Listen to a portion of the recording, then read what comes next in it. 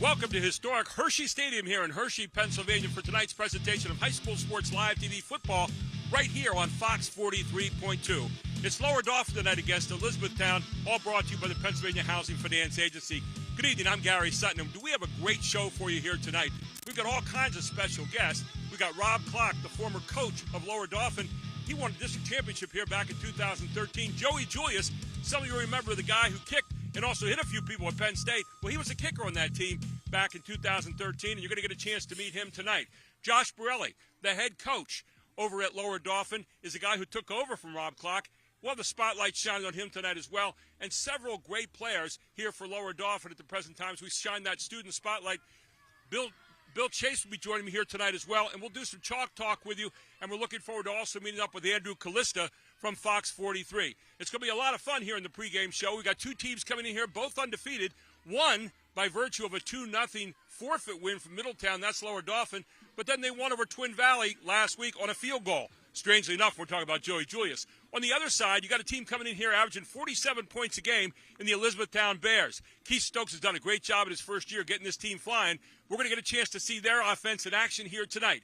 It's all going to come to you your way on High School Sports Live TV right here on Fox 43.2 as we're part of the football frenzy here on a Friday, coming to you live from Hershey Stadium, the sweetest town, the sweetest place on earth. Back with more right after this. So a while back, I thought to myself, I'm never going to own a home. I'm going to have to rent forever. I didn't have money for a down payment. I had no credit history, and I just got out of a divorce. But PHFA showed me that home ownership is possible. They offer me a low-interest mortgage and a way to manage the closing cost. To me, this is more than just my home. It's a huge accomplishment and a new chapter in my life, thanks to PHFA.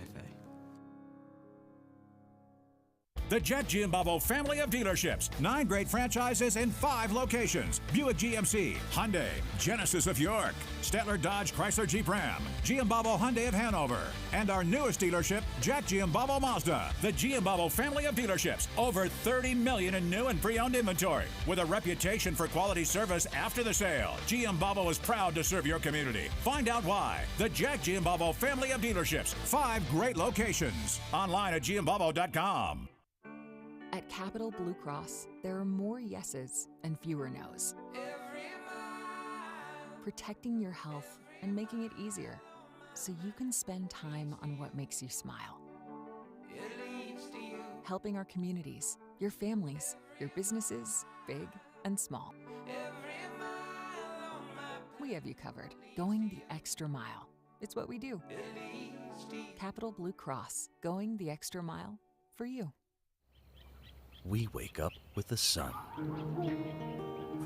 We live in a place we're proud to call home. For us, it's knowing that those we help are neighbors, friends, family. As the leader in providing the best orthopedic care for our community, we come together to do our part. If you're looking for a quality used vehicle at a great price, Hoffman has it. Hoffman Ford has the best pre-owned inventory, not to mention the best hometown buying experience in all of Harrisburg. With our market-driven pricing, you can be sure you're always getting the best deal. Plus, we'll give you top dollar for your trade. And you know who's got Harrisburg's best deals. Hoffman has it. Hoffman Ford, Colonial Park. Hoffman Ford, just what you're looking for. Hoffman has it.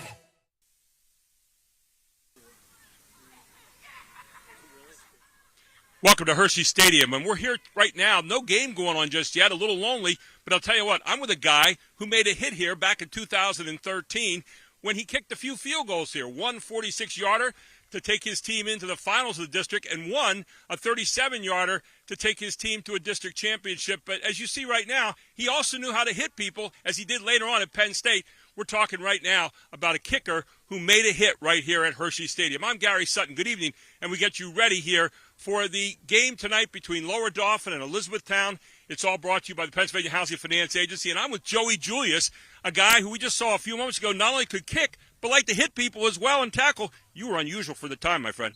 Well, I tried to be different. Thank you for having me, Gary. It's great seeing you. Great to have you, Joey. And we've seen each other on the golf course a few times, but I used to enjoy the fact that when you kicked off, that was just the start of the fun. You get on downfield there for Penn State and knock a few people down along the way, something no one else in the country did. Well, I tried to be different. I'm going to save you from that lantern fly quick. Those are a mess. But, yeah, I mean, I tried to play the game a little different. I'm from central Pennsylvania, so we're pretty tough kids out here. So why not try to be different? Talk about this stadium and what it means to you. Standing here right here, you kicked a few field goals here that were memorable for you and kind of got you on the radar screen there for Penn State. Tell us about that. I mean, I was pretty lucky. Obviously, I got to play in Beaver Stadium, but I grew up playing in Hershey Stadium. I mean, this is where the state championships were, the Big 33. Grew up going to all those games. So I was used to the big game, and that all came from, playing in big games. District championship, I mean, we had this place filled. This place was rocking. So, I've been to some state championship games that were like that too. So I think we were always kind of used to the big game. It's a historic stadium, obviously. Hershey's a historic name. It's a brand known all over the world. So it's just great to be back. I haven't been back in a couple of years, so it's good to be here. You were a guy who was a soccer star. You're getting ready to head off to college for soccer, and a funny thing happened on the way to that. You end up going and kicking field goals for Penn State. Tell us about that. Yeah, I mean, ran into a little success on the football field. I can thank my coach for that. I mean, he was in my ear a little bit, and obviously the Penn State name kind of threw its weight around on me. So I was just caught up in the hype, and I ended up loving the decision. So. When you talk about this stadium right now and you think about field goals that time, not a lot of guys were kicking 46-yarders. You kicked a 54-yarder against Susquehanna Township earlier that year. Yeah. So you had some big length. What was it that you worked on that made it so easy for you to kick such long field goals? Honestly, I think a lot of it came from my dad, Larry Julius. He was a professional soccer player, and he had one of the biggest legs in probably the world at the time. I mean, he taught me from a young age how to hit a ball, and I think that translated well. I actually started 4 games after my freshman year because Coach Clark saw me kicking on a middle school field, and the ball was probably 4 inches long, and he's like, wow, the kid just hit a 50-yarder. So I got poached just from hitting a soccer ball pretty far. And if you ever see this guy hit a golf ball, he hits that pretty far too. But he just talked about a guy named Coach Clark. Rob Clark, 16 years a head coach, 14, took a couple years off to see your kids play, came back for 2 more. Great to have you with us tonight, Coach Clark. Yeah, thanks a lot for having me. Great to be back in the Concrete Palace. It's a special place to a lot of us, and we're looking forward to see the 2022 version of the Falcons tonight. The year was 2013. You guys go through, you knock off Wilson, always a great program. This guy helped a little bit. And you knock off another team called Cumberland Valley, not a bad program either. Talk about that year and what it meant to you at that time. Well, it was huge. We were trying to get our program back in place, and the team the year before got us to an 8-3 record. We made the playoffs, but then that year our theme was all in, and it was all in, up the ante, and the kids bought in. The kids did it right. They worked hard. They prepared well. They won some huge games, including that Wilson game where my man here kicked a 46-yarder with 10 seconds on the clock. It was pretty special.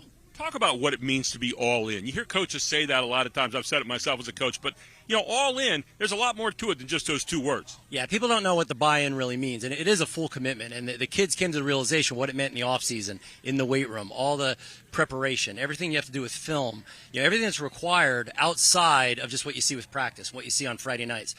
That's awesome what you see on Friday nights, but that's not the work. It's all the other stuff, and we finally got the kids to buy in, and we're really excited about that. We're very lucky here at Lower Dauphin. We really do have good kids that always work really hard. And some years we had our success, and unfortunately some years we didn't, but there were a couple years in a row that we had kids who truly were dialed in, and the success showed. I want to ask Joey this question, and I'm going to ask you the same thing. A lot of people say Lower Dauphin isn't just a program, it's a community. Talk about that a little bit. Well, obviously Lower Dauphin's surrounded by Hummelstown, and Hummelstown is a beautiful little community. I'm sure at one time it was probably ranked top 10 place to live in the world. I believe it. I grew up there. I was lucky to grow up there. And, after every game we go to Borough Park. Everybody comes. Everybody hangs out. I mean, for such a small school, we're not a huge school. We get tons of people out. I've never seen schools get the amount of fans that we used to get. And I'm sure they're still coming out to it's a community. That's the biggest thing. And I can still go home, see everybody. They still talk to me like it was yesterday. So it's just a beautiful town to be a part of. Coach Clark, when you have a community surrounding your team, it is a special thing, and most people would not know that, but a coach really senses that when things have all come together. You're talking about that. Yeah, the support is absolutely amazing. Joey's right.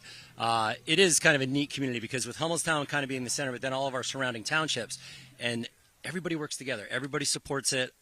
We have a lot of fun, and, older fans, younger fans, the midget programs, it's very special. I've coached at a lot of different schools, and when I got here, I realized something very special that very first year. It's a great community, and not just football, all sports. The people that come to our, theater productions and our band, it's impressive. I'm really shocked. Like Joey said, we're a big school. We're not a gigantic school, but the amount of support we get, I would compare to the 6A schools and things like that. That's the norm. You went coaching for 14 years. You went away for 2 years to watch your kids play. Both of them played football at a higher level. And then you come back for 2 years. How hard is it to come back and try to coach again after you've kind of put it down for a couple of years? Yeah, it was tough. It was a challenge.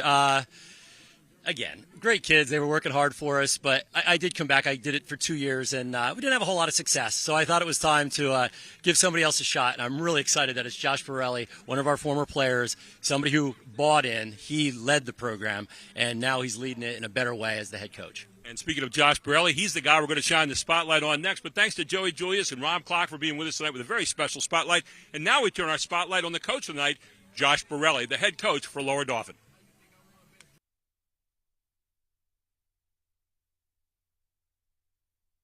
What is the hope for your team this year? And tell us about a few goals you have for them in the 2022 season.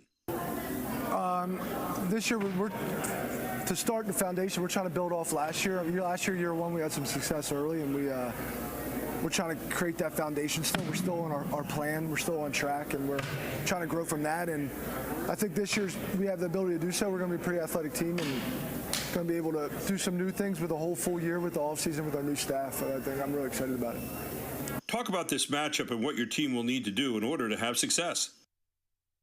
I think it's important that we play to our strengths. I mean, we have athleticism on all three levels on both sides of the ball, so we need to make sure that we use that and we do what we do best and don't fall in the game script of other teams. Talk about the job as a high school coach and what your main goals are when working with high school players. My job as a high school coach, especially as a head coach, is to create the foundation for these young men to be successful on and off the field. I think that's first and foremost. I'm big into leadership development. We do a lot of stuff that revolves around that. And the sport of football, you usually could tell the best teams have the best leaders. We do a lot of that stuff, and I usually leave it to my staff to do a lot of the X's and O's, and it's the intangible qualities that I think that's important for any successful program.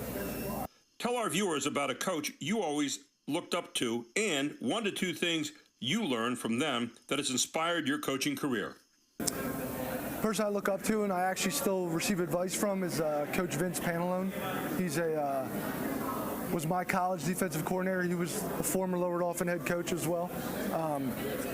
But I talked about intangibles and doing stuff that's necessary to build a great program, and that guy's taught me a lot about that stuff. It's not always about the X's and O's. It's about how you can teach your kid right from wrong and build stuff behind the scenes that really make you successful on the field.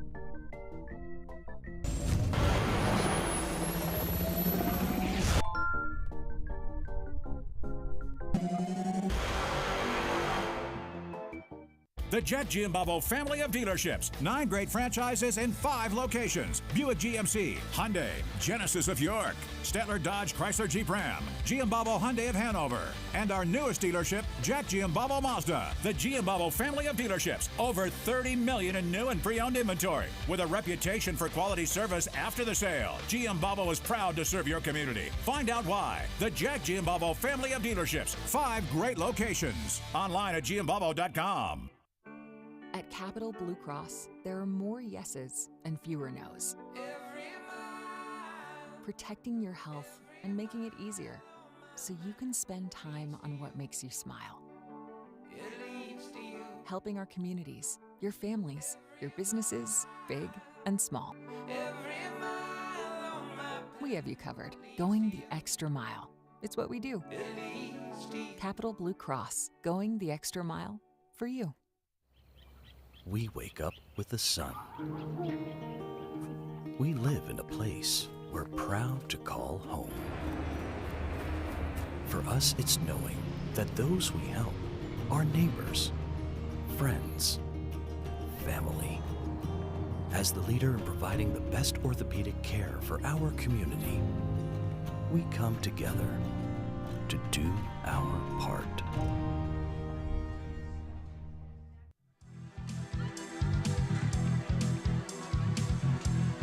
And welcome back to High School Sports Live, the pregame show right here on Fox 43.2 TV, part of the Friday Night Frenzy here. And this segment, our student-athlete segment, sponsored by Capital Blue Cross and OSS Health. We've got Charlie Fortney Jr., Ty Milheim, and Tanner Webb of Lower Dauphin. Let's meet them right now.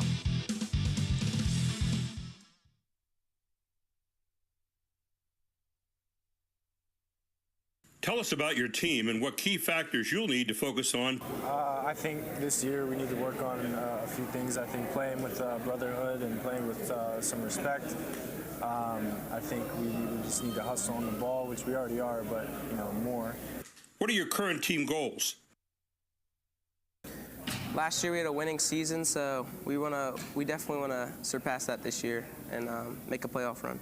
We can do that by keeping up high energy, play as a team, and really use our strength to help win every game. What role or roles will you be filling for your team this year? I want to step up and try to be a leader this year and really try to fill a leader role and help all the young kids to help motivate them as well. Yeah, I just want to help the young receivers, help them learn the routes and get the right footwork down in practice. Talk about this matchup and what your team will need to do in order to have success. If we stay focused throughout the game and just play hard, we'll probably win. Yeah, we just have to go hard every play as a team, keep high energy, and never quit. Who's recruiting you, and what are your future goals with football in college? With some PSAC interest and some low D1 interest. Going into my senior year, this is a big year for me to establish myself in the league. I have some spread out D1 interest with a lot of camp invites and stuff, and I'm hoping to establish myself in the league and show that I'm worthy to play Division I football.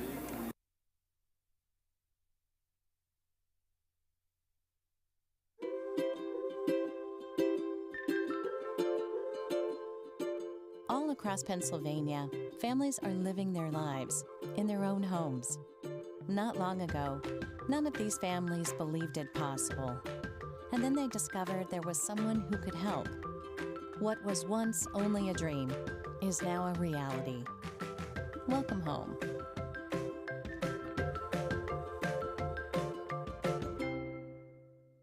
Groff Tractor is your full-line equipment dealer representing Case Construction and many other leading brands, serving the total sales, rentals, parts, and service needs of its customer. Students, begin your professional journey in a high-demand field with Groff Tractor. Contact us today to discover the power of our technician internship programs. Groff Tractor also offers scheduled maintenance along with 24/7 emergency service. Groff Tractor is your #1 source for everything under construction.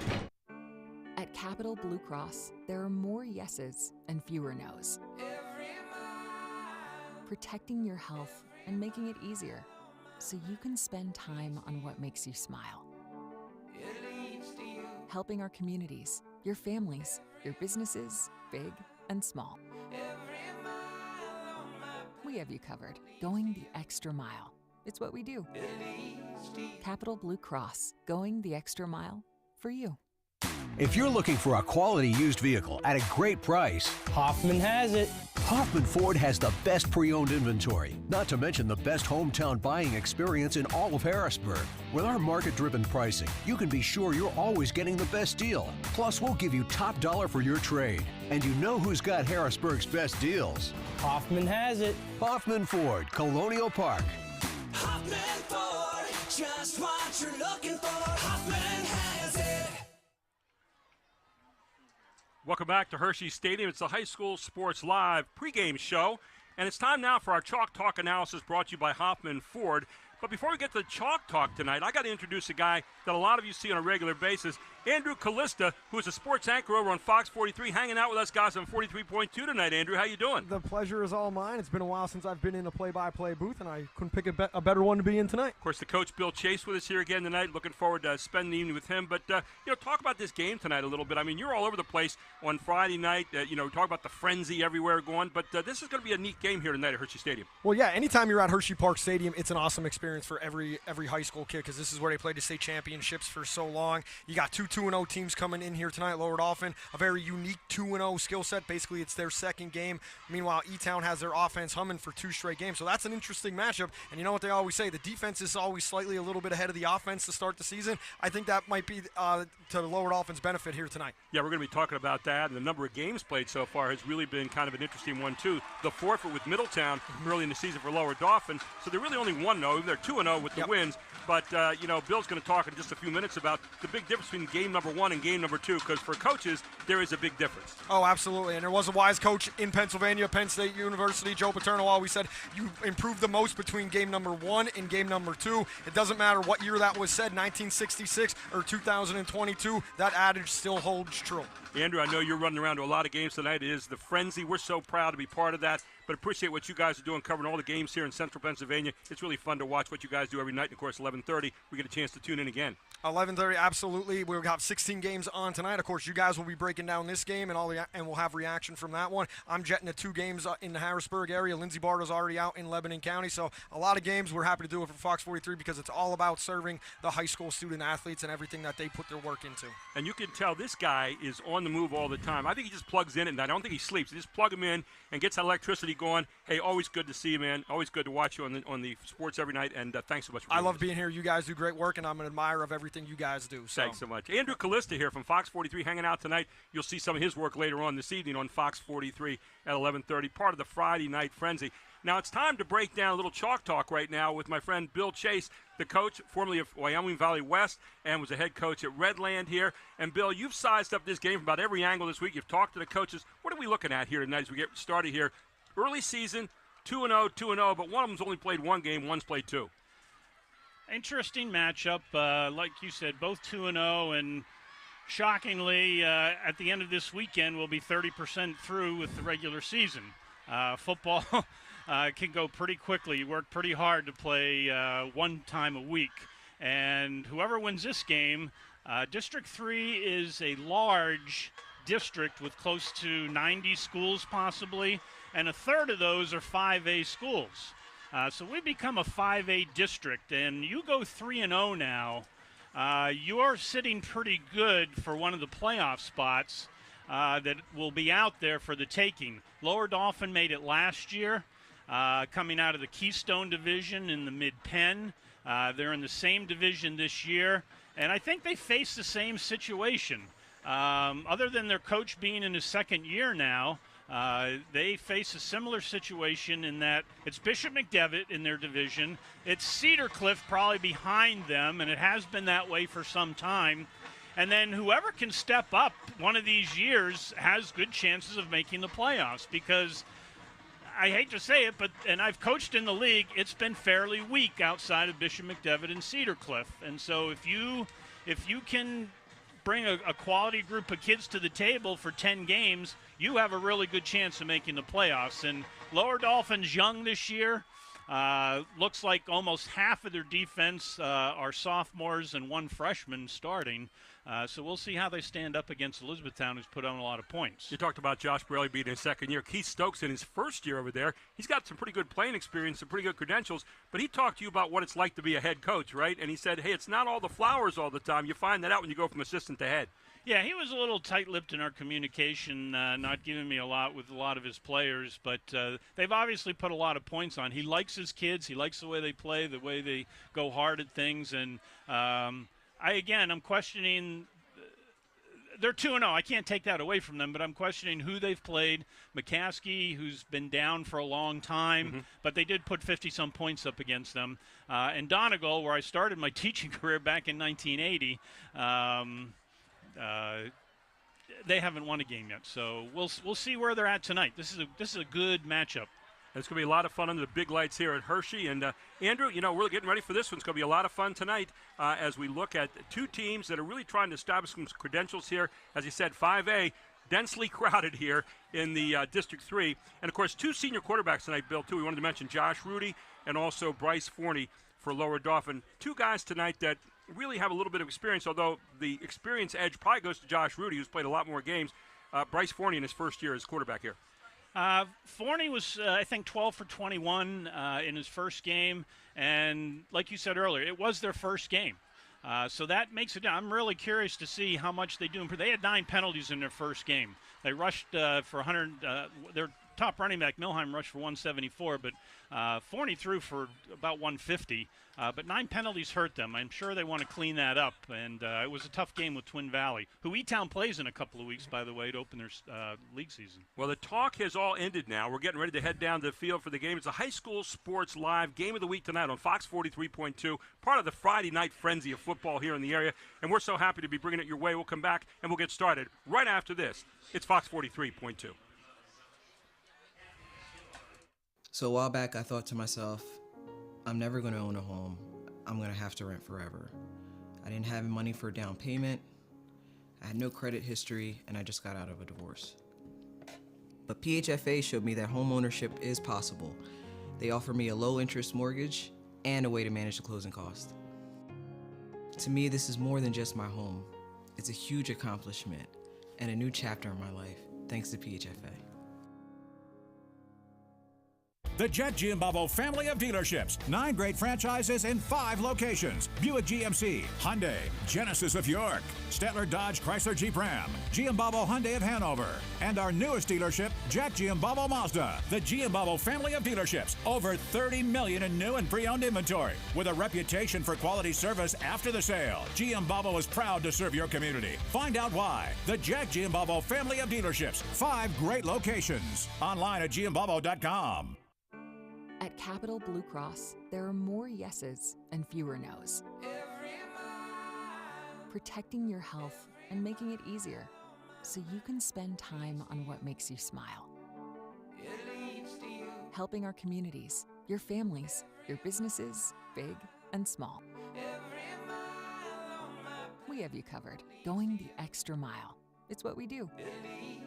Capital Blue Cross, going the extra mile for you.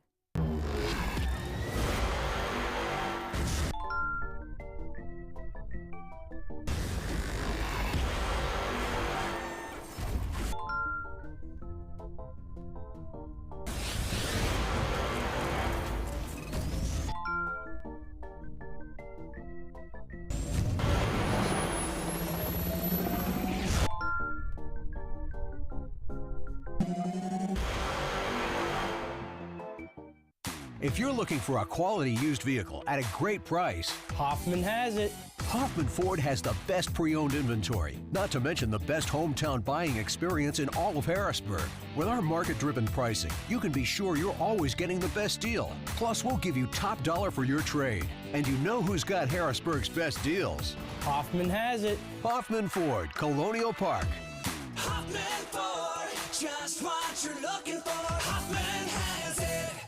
Groff Tractor is your full-line equipment dealer representing Case Construction and many other leading brands, serving the total sales, rentals, parts, and service needs of its customer. Students, begin your professional journey in a high-demand field with Groff Tractor. Contact us today to discover the power of our technician internship programs. Groff Tractor also offers scheduled maintenance along with 24/7 emergency service. Groff Tractor is your #1 source for everything under construction.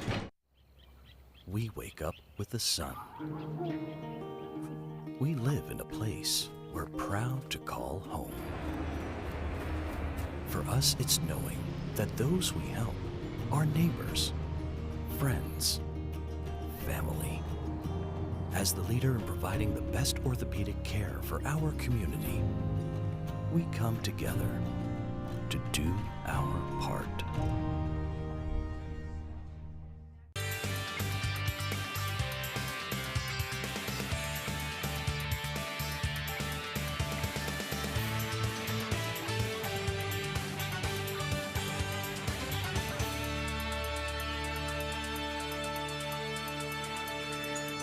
It's the High School Sports Live Game of the Week here on Fox 43.2. Welcome to the Elizabethtown versus Lower Dauphin game here tonight at Hershey Stadium. I'm Gary Sutton alongside of Bill Chase tonight. This broadcast is proudly being sponsored by our premier sponsor, the Pennsylvania Housing Finance Agency. High School Sports Live is excited to be teaming up with Football Frenzy and Fox Sports, led by Todd Sadowski. This will be one of 11 games this season, and you can go to hsslivetv.com to see the full schedule tonight.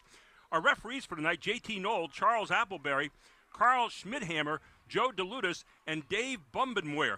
the all-name team tonight on referees. I got to tell you, just getting through that itself, Bill, is tough. But these guys will be doing a great job here tonight, and we're looking forward to a wonderful game.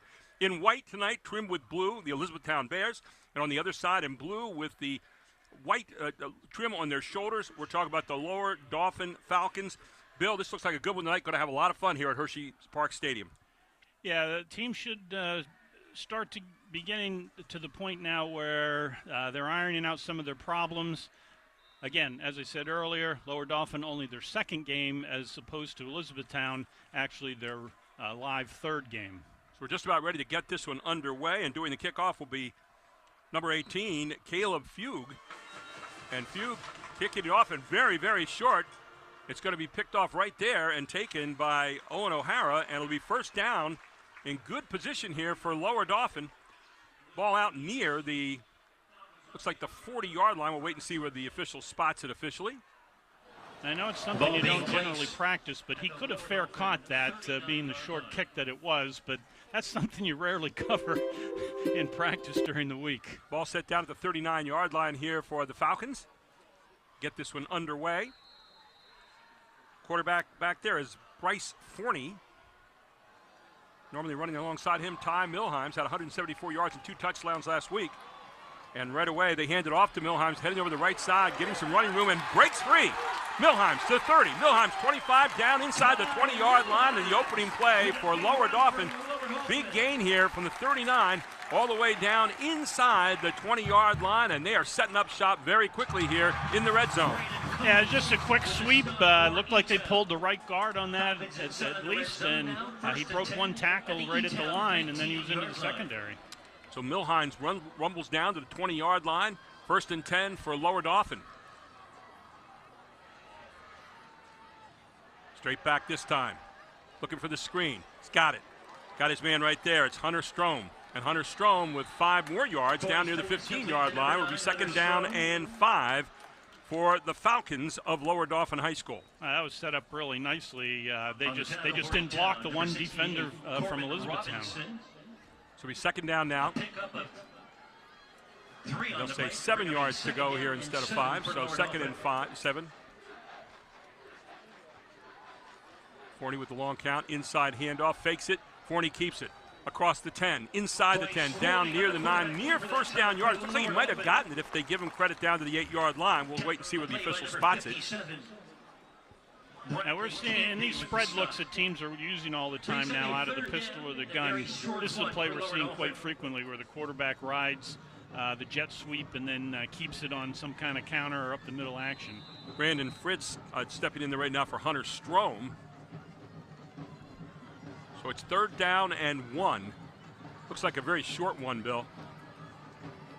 Trips near side, nobody far side. Milheims sole running back in the backfield with Forney. Forney starts the count, puts his man in motion until it's Snow.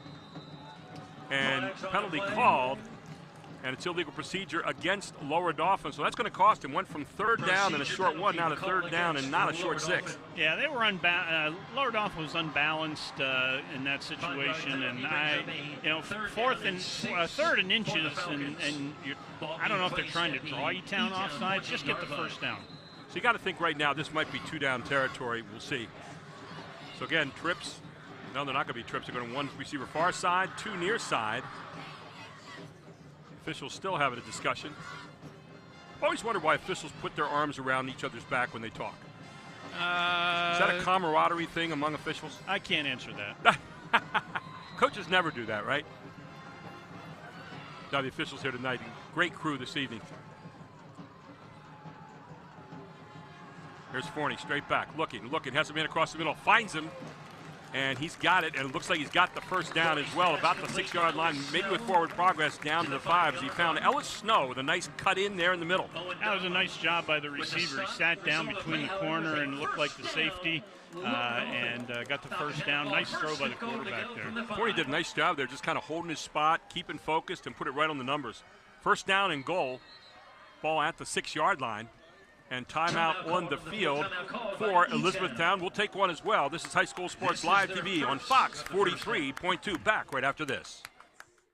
The Jet Giambavo family of dealerships. 9 great franchises in 5 locations. Buick GMC, Hyundai, Genesis of York, Stettler Dodge Chrysler Jeep Ram, Giambavo Hyundai of Hanover, and our newest dealership, Jack Giambavo Mazda. The Giambavo family of dealerships. Over 30 million in new and pre-owned inventory. With a reputation for quality service after the sale, Giambavo is proud to serve your community. Find out why. The Jack Giambavo family of dealerships. 5 great locations. Online at giambavo.com. And welcome back to Hersheypark Stadium here tonight. No rides going in the background, though, but we've got a nice ride going so far for Lower Dauphin as they move down the field very, very quickly.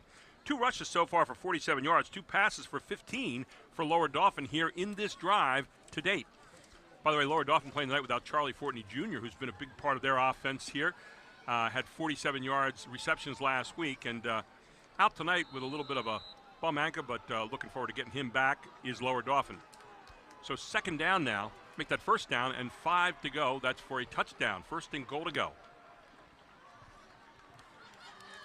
They're loading up here. Hand off to Milheims. Milheims punches his way maybe inside the 5-yard line for a tough, maybe 1 yard, Bill. Yeah, the yardage is going to get a little tougher in here. They're a little tighter in there now. They have I'll call him their H-back or fullback, number 4, up there tight. Looks like he's their lead blocker, and I would expect Milheims to get the ball most of the time down here.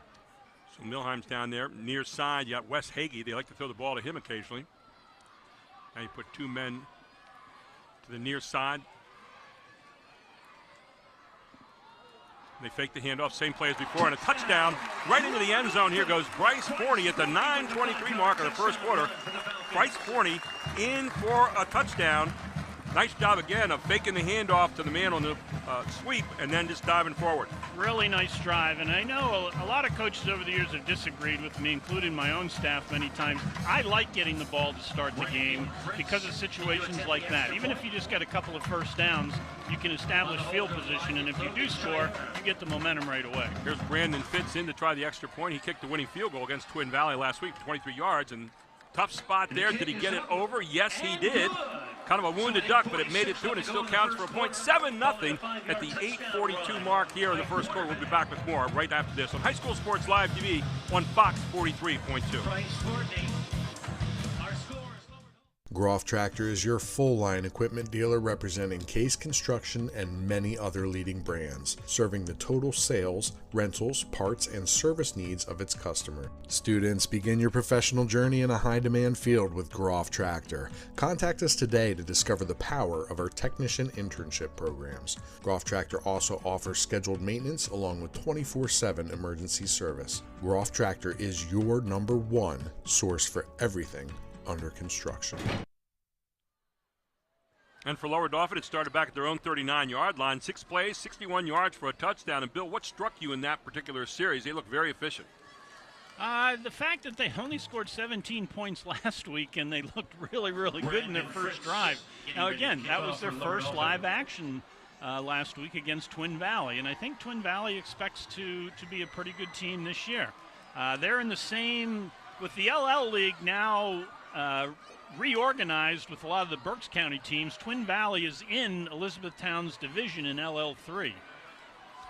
Well, we're getting ready for the kickoff here from Lower Dauphin. Up 7-0 here, 8:50 to go in the first quarter, and they marched right down the field, got great field position to start, and then made Elizabethtown pay for it. Getting ready to kick it off is Brandon Fitz. Fitz, fairly short kick, but away from the receiver. Now it's going to be picked up out there by Brady Moran. And Moran trying to find his way back. He's at the 28-yard line, and that is where the Bears will get their first offensive possession here at Hershey Stadium tonight. Bears coached by Keith Stokes in his first year. He's a guy that had some NFL experience, some CFL experience, some Harrisburg Stampede experience as well, Bill.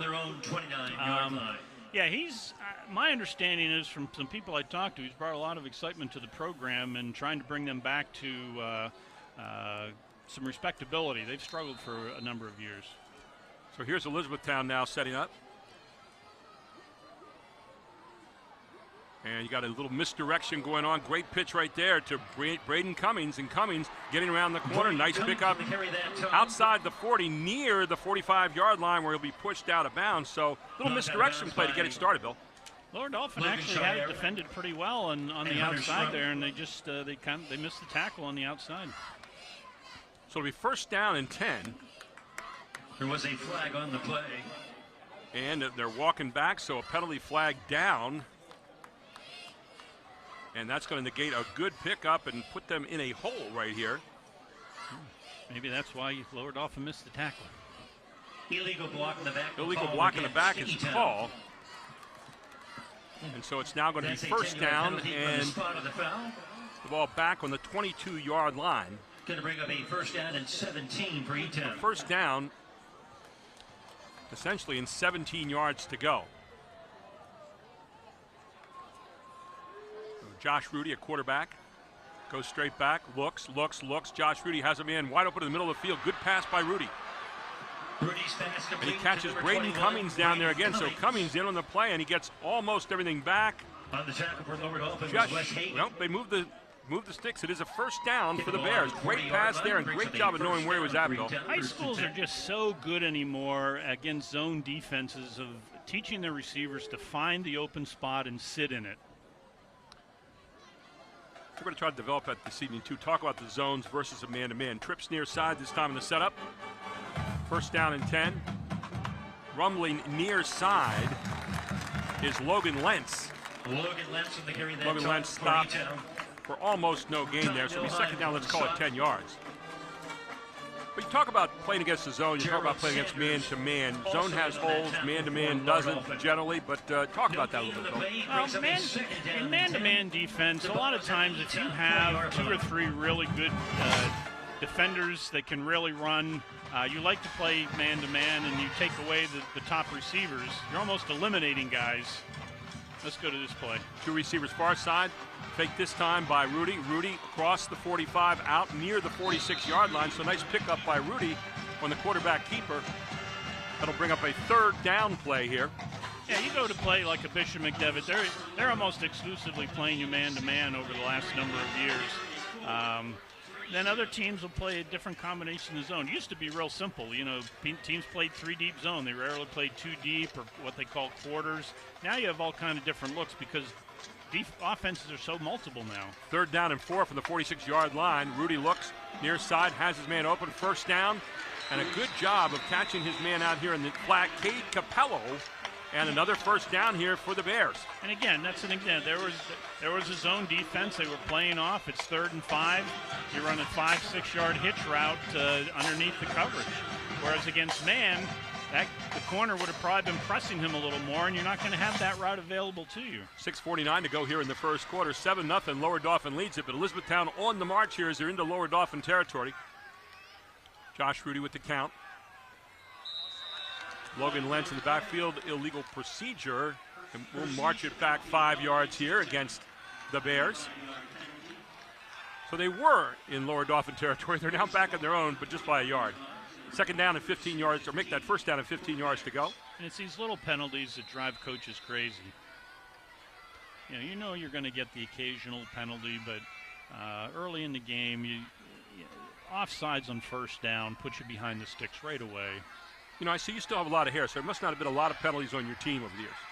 Well. Anyway, here's Josh Rudy. Handoff again to Lentz. Lentz barrels his way inside the 45 down to about the 43-yard line. Lentz looks like a hard north-south runner, doesn't he? Yeah, he looks pretty solid. I'm not sure what his height and weight is, but he's put together pretty good. So Lentz is going to set up a second down. Looks to be about 8 yards, maybe 7 yards to go. Here's he gets a lot of that penalty yardage back. Man coming off the field right now for Lower Dauphin is Tanner Webb, one of their big tacklers, and coming over to the side here, kind of hanging his shoulder down just a little bit. We'll hope he's okay. So second down, 6 yards to go now, they're going to call it. Full house backfield this time with Rudy. Josh Rudy, again the handoff. This time to Hayden Haver. And Haver bangs his way forward, but not very far before he's met by that whole front line there of Lower Dauphin. Yeah, I think E-Town has 2 really quality backs that they like to use. So you're gonna see these 2 guys get quite a few carries here, and I'm But the way they've thrown the ball early on, they've had guys open. So this could be, like last week, this could be another high-scoring affair. Stahl, Webb, and Sari all converging for the tackle there. So bring up a 3rd down now and 5 as E-Town tries to continue the march right here. Ball at the 41-yard line. Rudy looking, has a man wide open right there. 31-yard line, dives into the 29-yard line. A good job of hooking up one more time with Cade Capello, who so far in the game has been his favorite target. Yeah, and all they did there was run a little short curl route. They flared the backs to both sides, and what that does, the backs force the linebackers to sprint to the flat, and then they just hook up right behind him. At what point in time do you start to move to man-to-man defense here and get out of that zone, because they're picking the zone apart so far? If you're not a man team, then that's who you are, and a lot of teams will go man maybe inside the 10. But if you're zone team, then that's who you are. There's Lentz, pitch back to Lentz, has a little room, he's looking. Lentz trying to get to the outside, bounces out to the outside, gets to the sideline, dives for the first down, stakes down near the 20-yard line. May have gotten it, let's take a look. A nice job by Lentz. They got him a little bit of space to look things over, kind of pitch back 2 more yards, and Lentz rounding the corner, goes out of bounds just shy of the first down by about 3 yards, maybe a long 2, and we'll call it 2nd down and 2 to go. He just went in a little 1-2 step motion, and then quarterback reversed out, gave him just basically an old toss sweep. This will be the 9th play, 61-yard drive so far. Again, straight back, rolling near side. He's got room to run if he wants. He's got a man wide open in the end zone. An easy pitch and catch from Rudy to number 21, Braden Cummings, who was wide open in the near corner of the end zone. And touchdown, Elizabethtown answers the opening score by Lower Dauphin. Rudy probably could have run that one in. He broke contain so easily, but that's a route that we're seeing more and more that's difficult to defend. The outside receiver does a little out or hitch route, and it freezes the corner, and then the safety is left all by himself trying to cover the corner route on the inside receiver. In for the extra point. Kick is down, or kick is up. Snap is down, and the kick is good. Off the foot of Caleb Hugh, and we have a tie. 4:25 still to play here in the first quarter. Both teams have won on their first possession and scored. And we'll be back to talk about it more right here on High School Sports Live TV's Game of the Week on Fox 43.2. If you're looking for a quality used vehicle at a great price, Hoffman has it. Hoffman Ford has the best pre-owned inventory, not to mention the best hometown buying experience in all of Harrisburg. With our market-driven pricing, you can be sure you're always getting the best deal. Plus, we'll give you top dollar for your trade. And you know who's got Harrisburg's best deals? Hoffman has it. Hoffman Ford, Colonial Park. Hoffman Ford, just what you're looking for. Hoffman has it. Welcome back to the High School Sports Game of the Week, live from Hersheypark Stadium. Gary Sutton, Bill Chase with you. And 9 plays, 72 yards for Elizabethtown. So both these teams with nice marches down. 6 plays, 61 yards for Lower Dauphin. And then the answer comes back, 9 plays, 72 yards, Bill. Same thing I had said last week, and I'll probably say every week. The first series is a lot of times one of your best offensive series because the other team is adjusting to you defensively. And we'll see if both E-Town and Lower Dauphin can adjust. A little bit better kick this time. Taken by Lower Dauphin back at their 12-yard line and wide open in the middle of the field for Milheims. Milheims has one man to beat. It's a kicker. Milheims racing down near sideline. Milheims to the 20. Milheims to the 10. Milheims all the way back with a kickoff. Call it 92, or make that 88-yard kickoff return as he took the ball right around the 12-yard line and raced all the way back, and they answer once again, does Lower Dauphin. Well, I'm not going to find out if E-Town's defense adjusted or not to the first drive with that long return. Boy, from up top here, that opened up, and you could see what was going to happen, and it just depended how fast the kicker was going to be. And he saw the kicker, and that was just a dodge man right there. So in for the extra point now, Brandon Fritz again. And, yeah, just a moment ago it was a tie, and one kickoff later. Kickoff has not been good so far here for E-Town. Maybe that's why they didn't kick off deep the first time. Here's Fitz. Kick is up. And the kick is good. And it's 14-7 with 4:13 to go. And a slam bang first quarter, all here on the High School Sports Live TV Game of the Week. It's on Fox 43.2. Back right after this.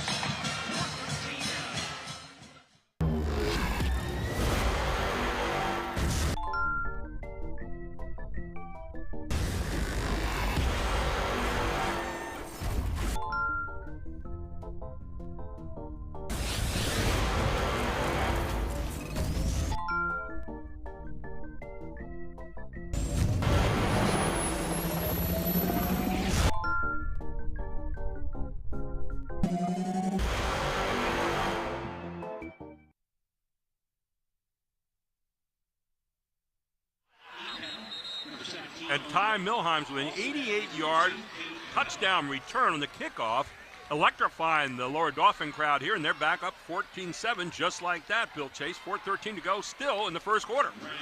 Yeah, like we said before the break, that opened up wide open, and we could see it so clearly up here. It's hard for me to tell how fast Milheims really is. He's tall and lean, and it doesn't look like he's really moving, but he's covering a lot of space with those long, lanky legs. Clearly, he's got some speed, obviously, or he wouldn't be back there. Well, he turned it on at the end when he had one man to beat, and he just left him in the dust. And so here's Lower Dauphin getting ready to kick off, as Fritz will do the honors for the Falcons. You can't say it hasn't been a great action first quarter here so far. By the way, coming up at halftime is the Jack T. and Volvo halftime report, the Capital Blue Cross and AT&T halftime stats, and the Capital Region first half highlights. And we got a lot of them gathering up right now. Here's a kickoff from Fritz. Taken at the 12-yard line, we just saw a moment ago. And running hard near side, still loose, out to the 33-yard line. Good return by Owen Dommel for E-Town, and they'll get first down right there. We have a flag down. Wow. So far, the flags have not helped E-Town, and I think this is going to be against E-Town again, probably a block in the back. By the way, we have Julie Walker coming up, the Peyton Walker Foundation, and what great work she's doing. She's going to be at halftime with Charlie Fortney. I'm looking forward to that interview as well. Just stay tuned for that and find out about some people doing some great work in the name of Peyton Walker. So they walk it back again. Another big penalty hit here against E-Town, although they overcame it last time. Yeah, I'm curious to see, again, this second drive here and how Lower Dauphin maybe makes some adjustments here. The quarterback was very, very impressive finding his open receivers in that first drive. Yeah, Josh Rudy looked really good and really kept his poise. In fact, I've been impressed with both quarterbacks so far. Not only Rudy, but also with Forney. Yes. Just a lot of poise back there. So 3 receivers near side, 1 far side, 1 man in the backfield with Josh Rudy. That would be Logan Lentz. And again, here it looks like he's going to pass. It looks like an option. At least he's looking at it. Now he's going to take off. And that's Braden Cummings, who seems to figure into everything right now for this team. Yeah, that was well defended by Lower Dauphin. You know, they ran that play to open the game, and then they came back again in this series, and it clearly was they wanted to throw the pass off of that action. Now, he kept it on the opening play to start the game, and there he kept it again, but he was clearly looking to pass the ball downfield that time. First time, not so much. Right. I think you recognized right away that just the speed with which he was running and his eyes were downfield, he wanted to throw. A lot of running to pick up 3 yards. He'll be second down. Let's call it a long 7. Rudy back there again with Lentz as a sidecar. Straight back. Rudy looking. Rudy being pressured. Rudy being pressured out of the pocket. Now Rudy takes off. It's a cross. Steps out right near first down yardage, out near the 30-yard line. And Josh Rudy did a nice job there. He didn't have anything. Lower Dauphin came off the edge at him. I think took a bad angle. It looked like the defensive end had him closed in for a moment, then kind of stepped inside his shoulder, and he managed to get out to the outside. So first down on that run by Josh Rudy. 3:47 mark of the first quarter. Ball at the 29-yard line now. And again, Elizabethtown on the march. Rudy has 2 receivers to the far side, 1 near side. Rudy passed the 1 near side. He's going to let him go one-on-one. He had him out there, man for man.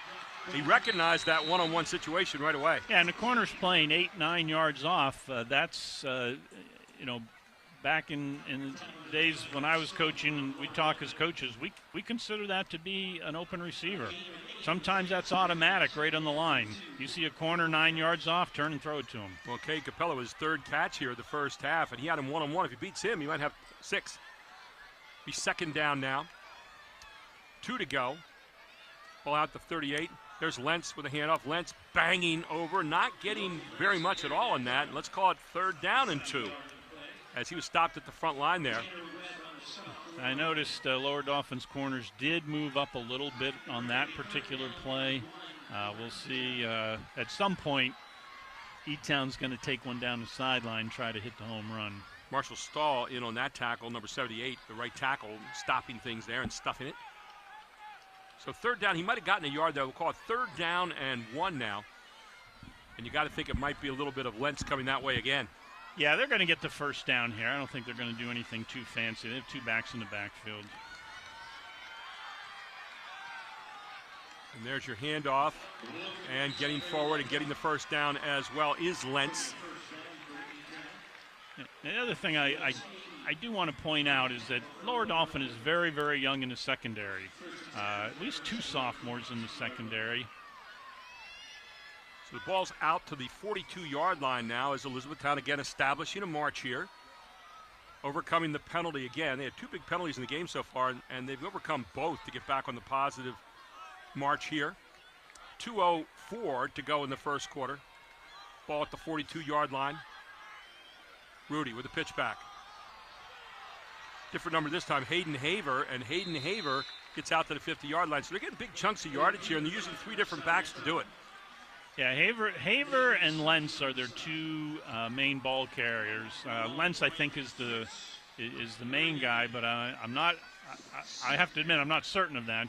But they have 2 really quality ball carriers, and they have a good passing game. So Lower Dauphin's in for a test. And then they throw Braden Cummings in there as well, and some of those jet sweeps and little option plays they run with him. And you got 3 pretty good guys running the ball. Add to that the quarterback, Josh Rudy, and you got 4. So it'll be first down out at the 49-yard line for Elizabethtown as they continue to march. 1:20 to go in the first quarter. Rudy looks, being pressured with the backside. Rudy's not going to be brought down. Finally gets tackled, no, still gets loose, finds a man open downfield and turns nothing into a big gain all the way down near the 30-yard line. Wow. Yeah, that's heartbreaking when you're on Lower Dauphin's sideline that you had 1 chance at him. You had 2 chances at him. A 3rd chance is coming, but Rudy does a nice job keeping his eyes downfield, and the receiver does a nice job finding the open spot. Webb Tanner was pressuring him from the backside, number 74, and he managed to dodge 1 other guy and then found his open man downfield. Ball all the way down to the 34-yard line. First down and 10 for Elizabethtown. 1:05 to go here in the first quarter at Hersheypark Stadium. Gary Sutton, Bill Chase with you here on High School Sports Live TV on Fox 43.2. There's the fake this time from Rudy. He's got it himself. Rudy near side across the 30, 25, 20, inside the 25, down, and it's going to be a tackle out of bounds. And official throws the flag as well. So they're going to tack on more after this, probably half the distance to the goal line. So tough play there for Lower Dauphin. It almost looked like a broken play for a moment, but Rudy just kept the ball and came around near side. Yeah, Rudy, he faked the pitch one way and then sprinted this way.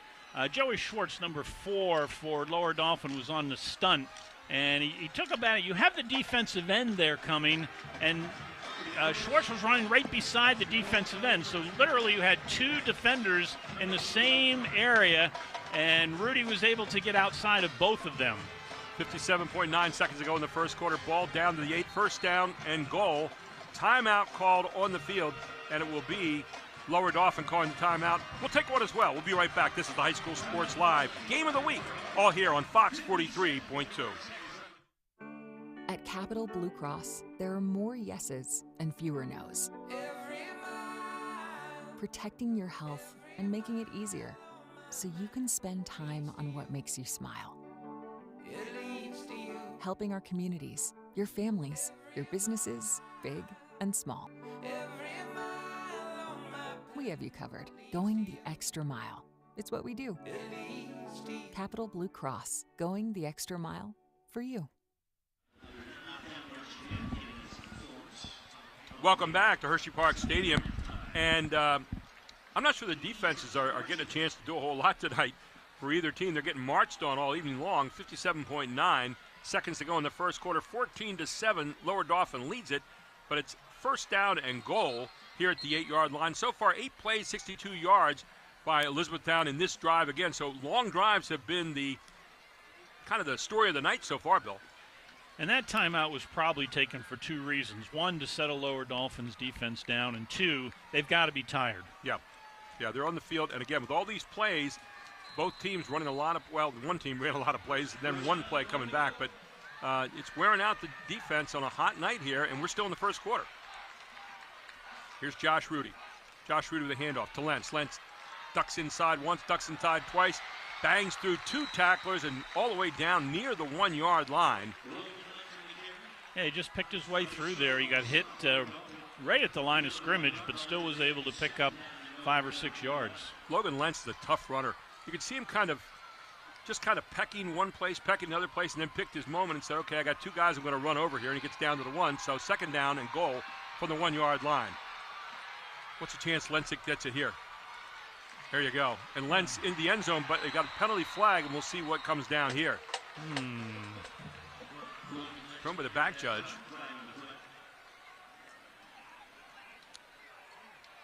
And he looked like he was signaling some kind of block. Let's take a look. Illegal substitution. Okay. Oh. He switched the call. Yeah. And is it against the Bears? Or are they going to I don't know tack the penalty on a kickoff? I'm just waiting to see what the call is. The flag was thrown during the play. It's a touchdown, I think. How can they give him a touchdown? Yeah. I think it's a touchdown. I don't know if the penalty is on Lower Dauphin. You know their language much better than I do, Bill. I'm confused. I'm mystified. I'm not sure who the penalty was on now. First they thought it was on Lower Dauphin, then they signaled E-Town. The official not with the clearest call here. So So it's second down now. Now they're kicking the extra point. Oh, they are kicking the extra point now, yeah. Okay, so it's 14-13.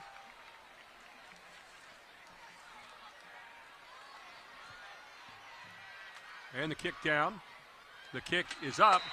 And the kick is good off the foot of Caleb Fugue. And so we're tied up 14-14. Still 23.3 seconds to go here in a long first quarter.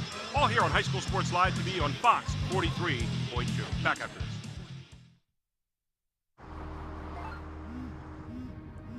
Do you want to answer that?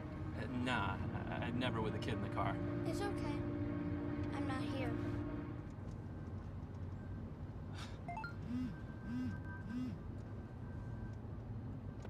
I'm there.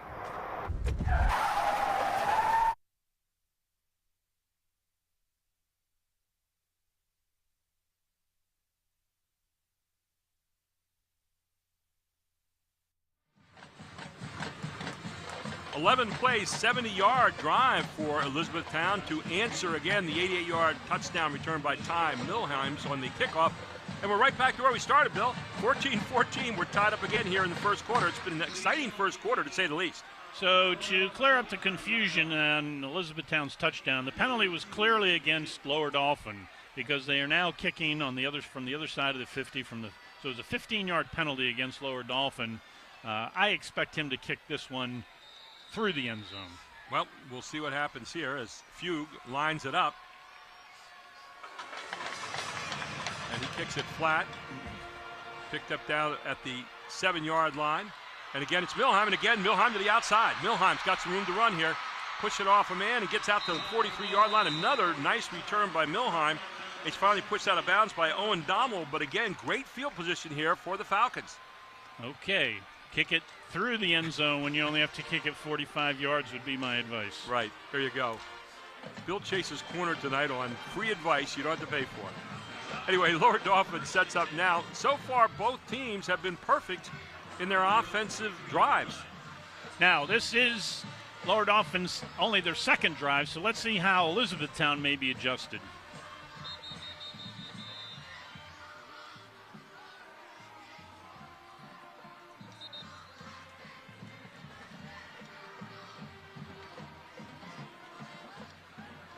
to see what they have over there. They're waiting to get the flag set.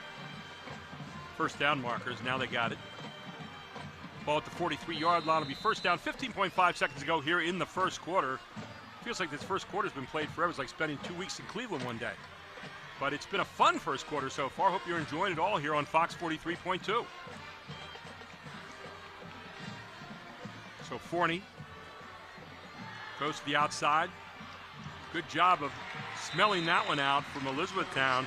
As you saw jumping the play was Brady Brialt, the defensive back who came up and kept it to a very short game, about 1 yard.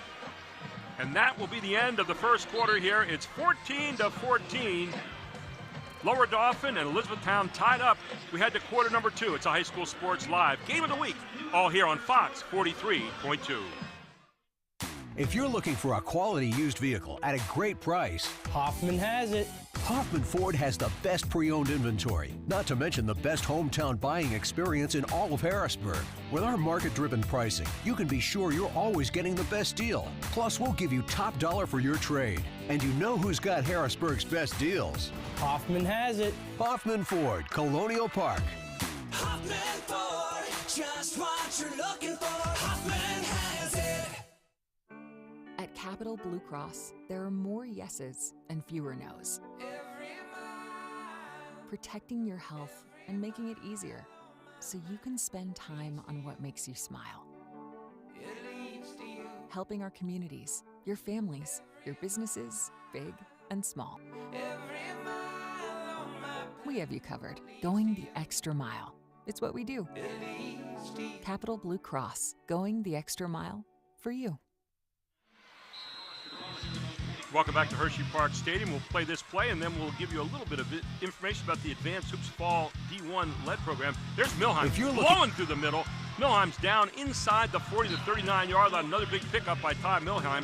By the way, Advanced Hoops Fall D1 LED training program starts next weekend, September 10th and 11th. Competition classes in every age group are more unique. It's a D1 LED point guard, D1 LED post, D1 LED shooting, and D1 LED speed and agility classes. Go to www.advancedhoops.com to sign up and see the high school in-house league as well as the Raw Sports College Showcase invite only. And once again, fireworks here, Bill, as we start the second quarter. Yeah, this may be a game of who's going to have the ball last or who's going to have the crucial turnover, because neither defense looks like they're going to stop the offense, at least at this point. 3 first downs so far here for Lower Dauphin, 7 first downs for Elizabethtown. Obviously, Lower Dauphin has not had it for the amount of time, but the 88-yard touchdown return is one of the big reasons. Here's Forney. Forney hands off, banging down near the 30-yard line. So it's going to be 3rd and short, and if you're Lower Dauphin, you're thinking this is 4-down territory. This is not going to be a game of field goals.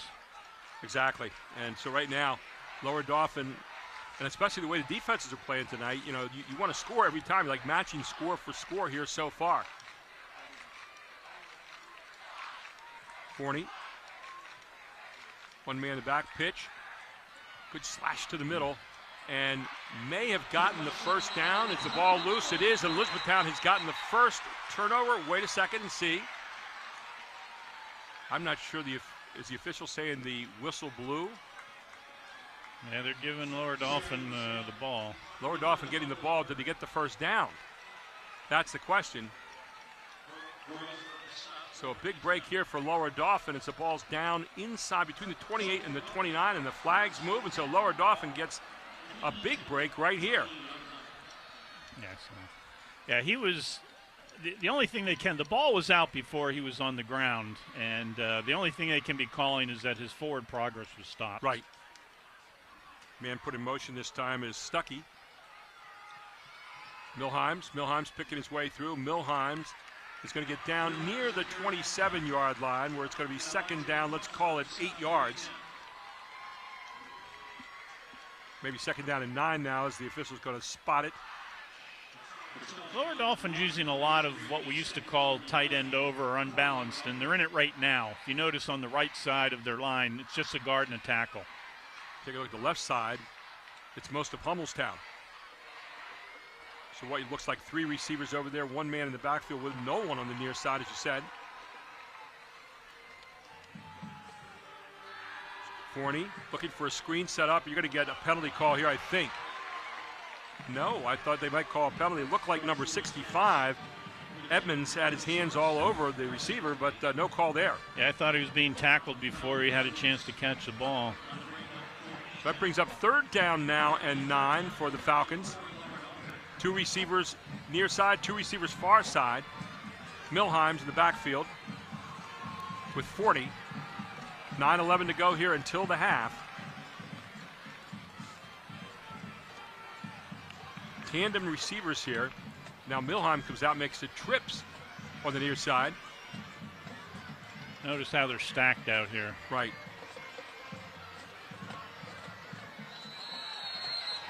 A long count, and it's going to be a delay of game, I think, against Lower Dauphin. You could see Forney kind of hitting himself in the head saying, oh man, I could have gotten that off earlier. Now this is the kind of situation coaches like to put their defenses in. You know, 3rd and long, 3rd and 14, 3rd and 15. We haven't seen a lot of that. So Milheim's back there again with Forney. Again, same setup here. Stacked receivers. Now you bring Milheim's over and stack the 3rd. Milheim's out in the flat. You got a long look downfield and looking for Hagee. Did he get him? No, it's going to be incomplete. That'll bring up 4th down and 14 for Lower Dauphin, and they may well choose to punt the ball here. Yeah, ball was just slightly underthrown. He didn't have a lot of pressure, but slightly underthrown. It allowed the Elizabethtown defensive back to catch up. Yeah, Hagee was open amidst the defenders down there, so Lower Dauphin will kick it away here on 4th down. 9:05 to go until the half. Nobody deep for Elizabethtown. I mean, I think they truly are punting here. I think a nice little punt to an open area. Can you get down there and save it? Not quite, but nice idea. Well, you hate that because you only gained like 13 yards with the punt. So the punt downfield there by Chiara, and now it'll be set up for Elizabethtown again, and they have scored every possession so far in the game, this being their 3rd now coming up, and the ball will come out to the 20-yard line, will be 1st down and 10. And being their 3rd possession, the first 2, as I see it, were easy, and that's going to have to change. So let's see what Lower Dauphin and Coach Josh are thinking here. And throw out the near flat again. Really well covered this time and pushed out of bounds as they had the pass out here near side. And so it'll be a gain of maybe a short 3 on the play. Call it 2nd down and 7 yards to go. And let's keep an eye on Lower Dauphin's corners here. Again, they've been playing mostly 2 sophomores out there. Let's see if they tighten up just a little bit. Brady Briot with that catch, or the pitch and catch from Rudy. So 2nd down and 7, ball at the 23-yard line. Rudy gets caught in the backfield with it. Looked like he wanted the handoff, might have been a broken play. Gets out near the 32 or 33-yard line. Excuse me, 27 or 28-yard line, rather. It'll be 3rd down now coming up for Elizabethtown. So a huge down defensively here for Lower Dauphin. This is a big down for them. If they can get off the field here, that'll be huge for them and maybe give them a little confidence. Now you want to provide an answer here defensively that you have not been able to provide so far tonight. So 3rd down, 3 yards to go. Wouldn't be surprised to see that quarterback keeper again or put it in the hands of Logan Lentz. Instead, they opt to throw it, and they're going to get the 1st down out of it. Again, 3 tackles missed there for Lower Dauphin, and that's not one you like to see. But the pass out there again to Brady Briot on the right-hand side, and Briot all of a sudden has become the favorite target here in this series. Just a 5-yard out route. And again, the corner 7, 8, 9 yards off. Is that just a matter of learning and knowing the situations, Bill, and maturing on that? Well, I think the fact that they're playing such young kids on the corners is a big deal. I know back when we were throwing the ball a little bit at Redland, I mean, we'd look for opportunities like that. So here's Rudy. Inside handoff. They like that play to Cummings, and Cummings gets caught, though, bottled up this time Got some decent yardage the last 2 times he ran it. This time, nothing doing for Lower Dauphin. In on the play there was Wes Hagee smelling that, or Logan Chiara rather, smelling that one out. Yeah, you mentioned Brady Brault a few plays ago. He's made 2 or 3 catches now. I'm wondering if he's the maybe the youngest son of Andy Brault, who was the head coach previously at Elizabethtown and who I coached back at E-Town when he was really, really good quarterback. Went on to Kutztown and had a great career there, setting a lot of records in Division II. Bingo, you got it. Second down and 10 now, or make that second down. It looks like second down and 9, a long 9. So Rudy calls out the numbers. Rudy getting pushed out of the backfield. He's got plenty of room to run. He's out across the 45. Decides to slide at about the 47-yard line. It'll be a first down for Elizabethtown. He had a lot of room to run there, Bill. Yeah, he did. And you can see the frustration on Isaac Landis, who came in untouched, and Rudy put a little move on him. And, I get it. Rudy's a quarterback. He's probably a little better athlete than the number 63. So, but you've got to have somebody there helping you when you come in free like that. They flushed him out really well, got him out of the backfield, but then you have to contain, and that's the key word here. And so far, Lower Dauphin has not had the ability to contain Josh Rudy in the backfield. So Rudy now, first down and 10. Ball at the 47. Coming from the backside, and a nice job of tracking down. Again, it's that big guy whose number we've been calling, Tanner Webb, one of the outstanding tacklers on the team. In fact, the leading tackler on Lower Dauphin, who breaks up the play and throws Elizabethtown for their first loss for the night. Yeah, Webb was relentless on that one. He beat his guy pretty clean on the outside, and Rudy just didn't see him, but Webb just kept coming and coming and coming. I think Rudy felt him, but he didn't see him. Webb's had a lot of almost so far tonight. This time was not an almost. This time he brought him down. Second down, 12 yards to go. Ball back on the 45-yard line for Elizabethtown. Gary Sutton, Bill Chase here on High School Sports Live TV, the game of the week. Out to the near flat to Lentz. He's going to pick up a couple on the play. Get out near the 50, probably about the 49-yard line. Good containment there again by the Lower Dauphin defense, though.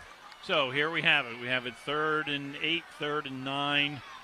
Big opportunity for Lower Dauphin to get off the field. 3rd and 8. They had 3rd and 3 a few moments ago. Were not able to go off the field then. Ball at the 49-yard line for Elizabethtown. They've not been stopped in their drive so far tonight. Lower Dauphin was just stopped a few moments ago.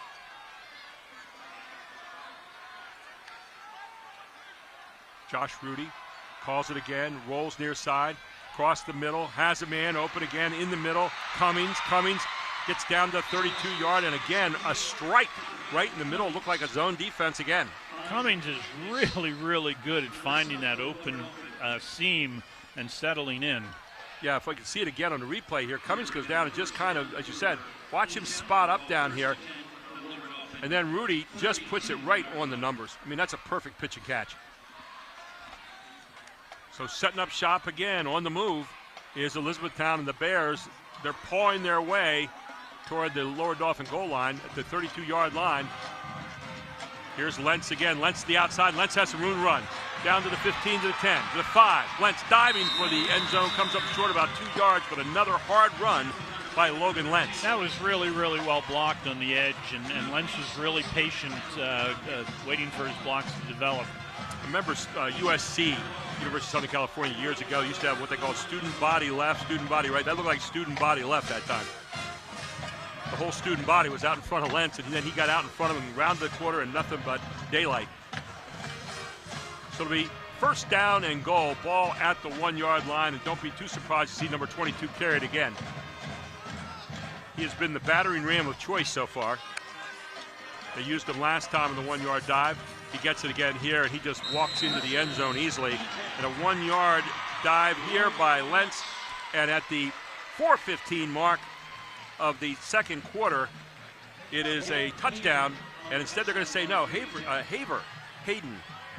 Haver is in there instead. I thought it was Lentz, but it's Hayden Haver, who actually gave credit to by accident here. So it must have been meant to be. Hayden Haver gets a touchdown, so they share the wealth here. 20-14. In for that extra point is Fugue once again. Snap down, kick up. Looks pretty good this time. Kick is good, and it is 21-14. The first lead of the game now for Elizabethtown at the 4:15 mark of the second quarter. This is High School Sports Live TV on Fox 43.2. The Jet Giambavo family of dealerships. 9 great franchises in 5 locations. Buick GMC, Hyundai, Genesis of York, Stettler Dodge Chrysler Jeep Ram, Giambavo Hyundai of Hanover, and our newest dealership, Jack Giambavo Mazda. The Giambavo family of dealerships. Over 30 million in new and pre-owned inventory. With a reputation for quality service after the sale, Giambavo is proud to serve your community. Find out why. The Jack Giambavo family of dealerships. 5 great locations. Online at giambavo.com. Elizabethtown with their first lead of the game here at Hersheypark Stadium. This is the High School Sports Live Game of the Week. High School Sports Live TV right here on Fox 43.2. Gary Sutton, Bill Chase with you.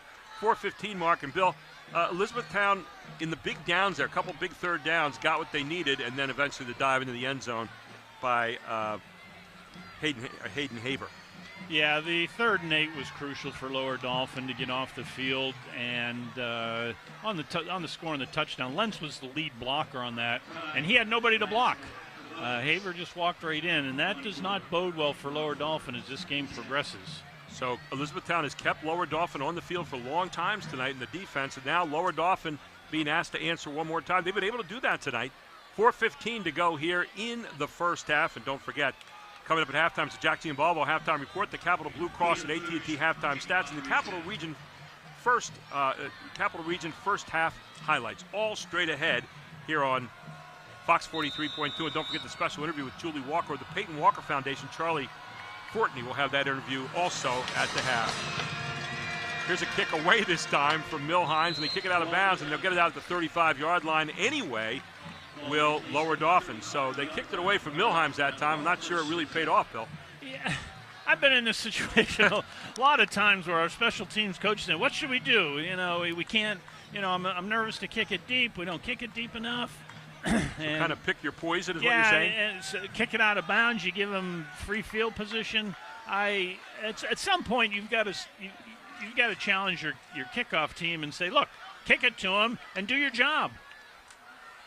Sounded like the old coach there. It says, stand up, guys, let's go, right? Well, you hate to have to use starters on your kickoff team. Check these numbers out. Josh Rudy, so far in the game, 10 of 10 for 116 yards. It's not a bad night of work, is it?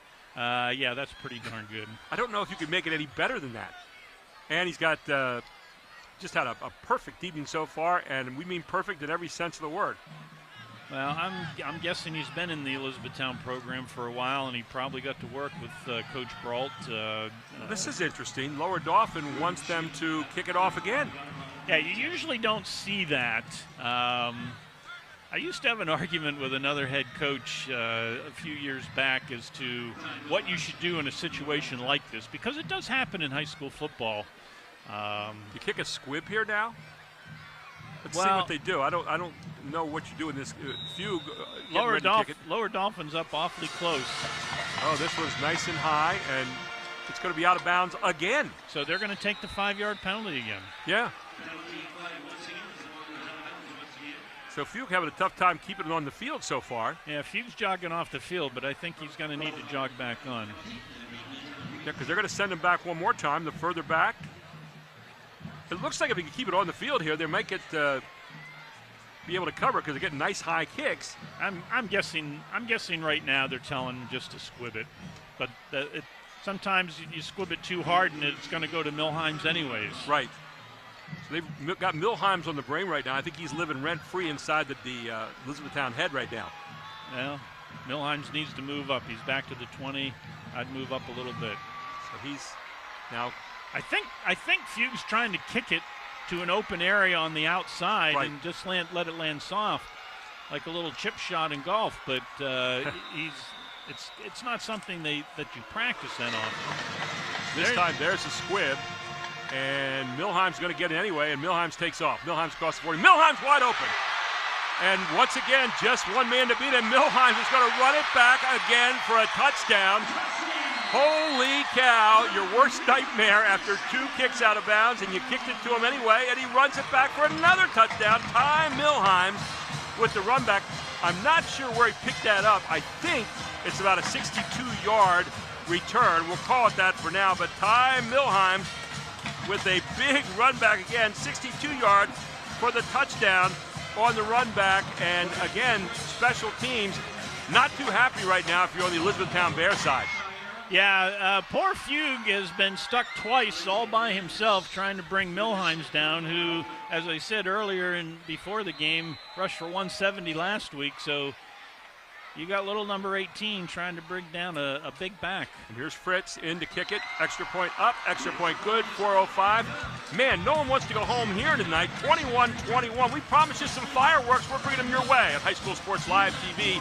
Game of the week, all here on Fox 43.2. It's Friday Night Frenzy.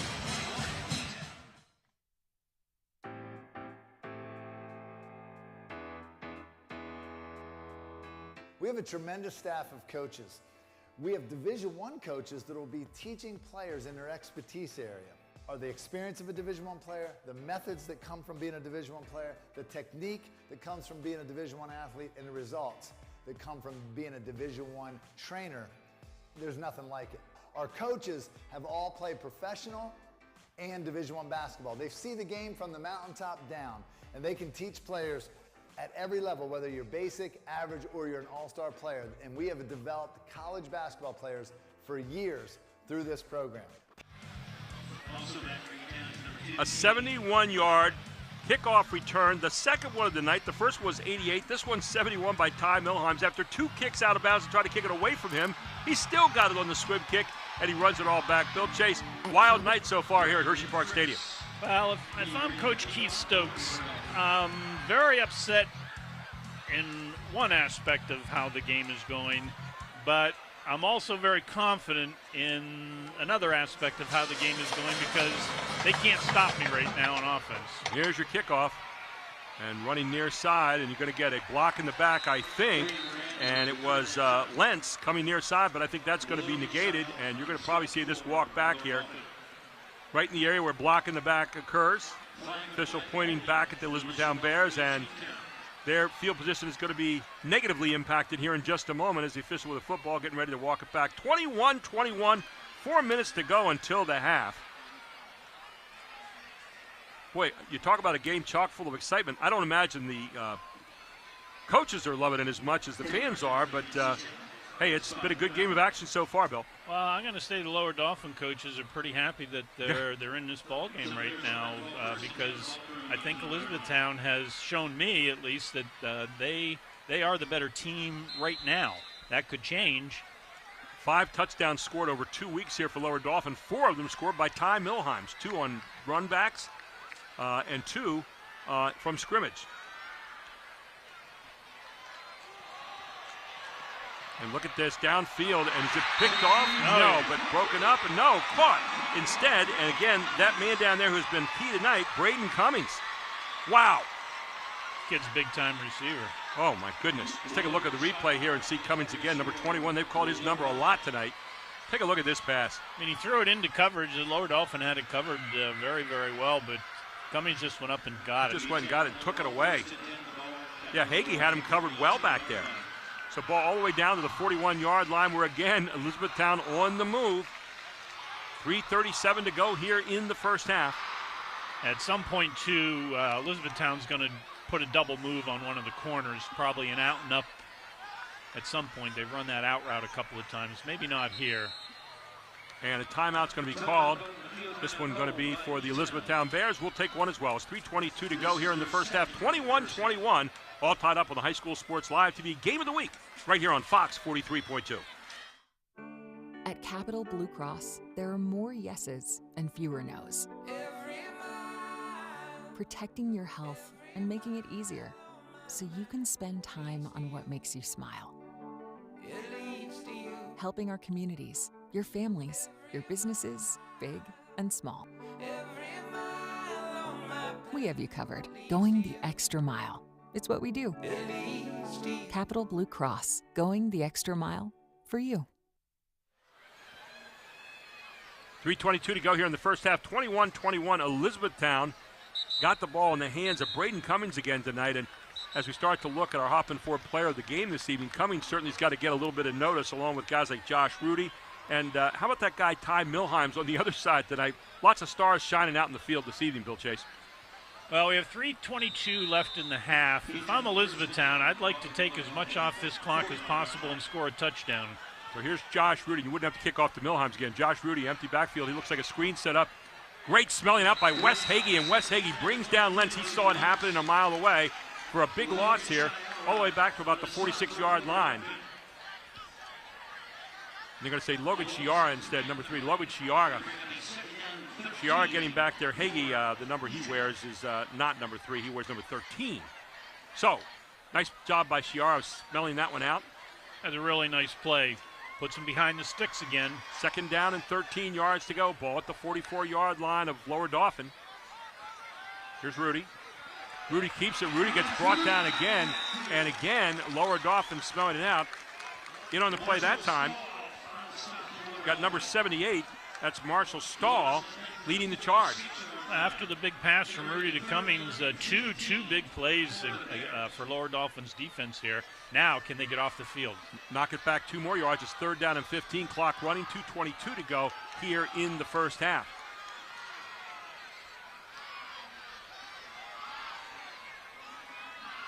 Let's see which Coach Stokes has dialed up here. He's got 2 receivers to the far side, full backfield, 1 receiver near side. Rudy rolls right. Rudy gets the outside again. Rudy throws downfield. He's got that guy open again, wide open, and it's Cummings with another catch, and Cummings just running free down in the near side. Easy pass to Cummings. He's wide open. Yeah, it's just that route where Lentz does a nice job pinning the defensive end in, allows Rudy to get escape to the outside, and then they flood that area. They have a man short and they have a man longer, and that's Cummings breaking behind. You can see on the replay the short guy, but Cummings breaks into that empty area, and Rudy is right on with every throw. Has not missed a throw yet tonight. 12 out of 12 in this game. That's a heck of a first half. So 1st down and 10 again. Ball's down at the 22-yard line. Full house backfield again. Rudy in the middle of it. Rudy's going to pitch back. Got his man coming near side that gets stuffed. This time it was Cade Capello carrying, and Capello got stuffed pretty good near the line of scrimmage. Yeah, that's the 3rd time they've run that little toss play, always to the left side. Loss of a yard on the play. It'll be 2nd down and 11 as the clock ticks down now and becomes a little bit of an issue here. 1:12 to go in the first half. And Elizabethtown only has 1 timeout left. And they don't seem to be in much of a hurry right here. You got to think maybe a little pass play coming up. And there it is. Across the middle, you got an easy touchdown. Cummings running straight in there from 22 yards down, and just an easy play. He just ran straight down the field, right down an alley.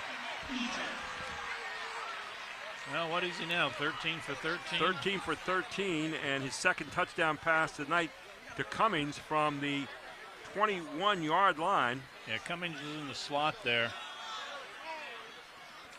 At the 52.9 mark here of quarter number 2. And so once again, Elizabethtown back up on top by a touchdown, trying to add the extra point from Fugue. Snap down, kick up, Fugue right down Broadway, and it's 28 to 21 here in the first half. 52.9 seconds to go. We'll keep it right here. Don't forget, we have coming up at halftime, Jack D'Ambalvo halftime report, the Capital Blue Cross and AT&T halftime stats, and the Capital Region first half highlights. But once again, Elizabethtown marching down the field for another big score here. LD just has to get off the field at some point in time. 13 out of 13 for 200 yards so far for Josh Rudy. What a night. Rudy has been unbelievably accurate. His receivers have made a few good catches, but mostly it's just been pitch and catch. On that last one, Cummings just ran right by the defender, and there was nobody in center field. Yeah, Cummings just had a lane. It looked like they sent 4 guys down 4 lanes, and that's all it was. And Cummings just beat his man. That's all it was. Yeah, I think not having Charlie Fortney in the secondary is really hurting Lower Dauphin tonight. And they're, some of their younger kids are just not used to seeing a performance out of Rudy like they're seeing. Yeah, you lose a little bit of that experience back there that Fortney brings. Here's Fugue with the kickoff. Will they kick to Ty Milheim? That's the big question here. No. And they will not. And this is going to go out of bounds, so here we go again. You walk it back again, and I think it might have been touched. I think the LD guy touched it. Still good field position here, and you have a little bit of time, 52.9 seconds to go, but you got to do some passing to get down there. So, yeah, that's the problem. You're in a real conundrum here, because if you kick it deep, you've allowed 2 returns for touchdowns already, and if you squib, you're giving them at the 40, 45-yard line. So let's see what Bryce Forney can do here with the short amount of time left, 52.9 seconds. Ball taken across to the 43-yard line. They'll take it to the left hash mark here. I expect them to try and score. I do too. They do. They have 2 timeouts. You got Milheim's back there with you. He's been dynamite tonight so far. Milheim's obviously the star at LD, and on the other side you've got Rudy. And this time, though, Milheim's is going nowhere as he is bottled up in the backfield. See, I think you should call timeout. Okay, they are. Freetown in on the tackle, Elijah McFarland leading the way. And alongside of him, number 65, that was Colin Huggins. Double up on the tackle that time on Milheim. So they say, we finally stopped the guy. He's been running past us all night long. 42.2 seconds to go here. What do you call in this kind of situation, Bill Chase? Well, first down, I know what they wanted to do. They wanted to try and pick up 10 or 12 yards, and that puts them down maybe inside the 40 of Elizabethtown, and then that opens the playbook even more. But they have to throw now. Their screen has been open, but they have not blocked it well. But I expect probably something along the hashes, maybe a deep little hitch. You got Wes Hagee, the tight end, who's one of the guys they like to throw to on a regular basis. Of course, Charlie Fortney, normally an end, is not in there tonight, so you get Fritz in there maybe. Ellis Snow, good set of hands, the senior, wearing number 7, so we'll see. You have the wide side here to your bench, so and they're putting the formation into this side. I can. Snow and Dommel out here one-on-one. Let's see if maybe they try to get it to Snow. I can see him sprinting this way. So 42 seconds to go. Ball at the 43-yard line of Lower Dauphin. Here comes the pressure. And trying to throw it to Milheim. They threw it forward, so it's an incomplete pass, but good rush from the backside. And again, the guy who's bringing it from the backside right now is that number 65 again. Well, they're able to bring it from the backside because they only have a guard and a tackle over there. They're again, everybody's over on this side. They're unbalanced to this side. Now they're balanced out a little bit more. So it'll be 3rd down now. And 10 to go at the 43. You want to try to pick up a first down here if you can. Here comes the screen. They got it to Milheim. Got it in the hands of the guy they wanted. Milheim is going to get submarined at the 50-yard line. He might have got to the 49 of Elizabethtown. He gets out of bounds. Apparently not, because the clock is still running. So you have a 4th and 5. Probably you're going to go for it here. They're letting it tick down, and probably going to tick it down and call timeout and then run one play. There you go, ticking it down to 7, now 6, 5, 4, 3, 2. You stop the clock here? I guess they're not going to. I guess not, and that will end the half. So Lower Dauphin's going to be satisfied to go into half, down 7 and regroup. 28-21 at the half. The Elizabethtown Bears lead it. Coming up at halftime, the Jack Giambalvo halftime report. The Capital Blue Cross and AT&T halftime stats, and the Capital Region first half highlights. We also have a special interview with Julie Walker and Charlie Fortney coming up. Julie Walker, the Peyton Walker Foundation, doing some great work, and that'll play next. All here on High School Sports Live TV on Fox 43.2. Gary Sutton, Bill Chase, back after this.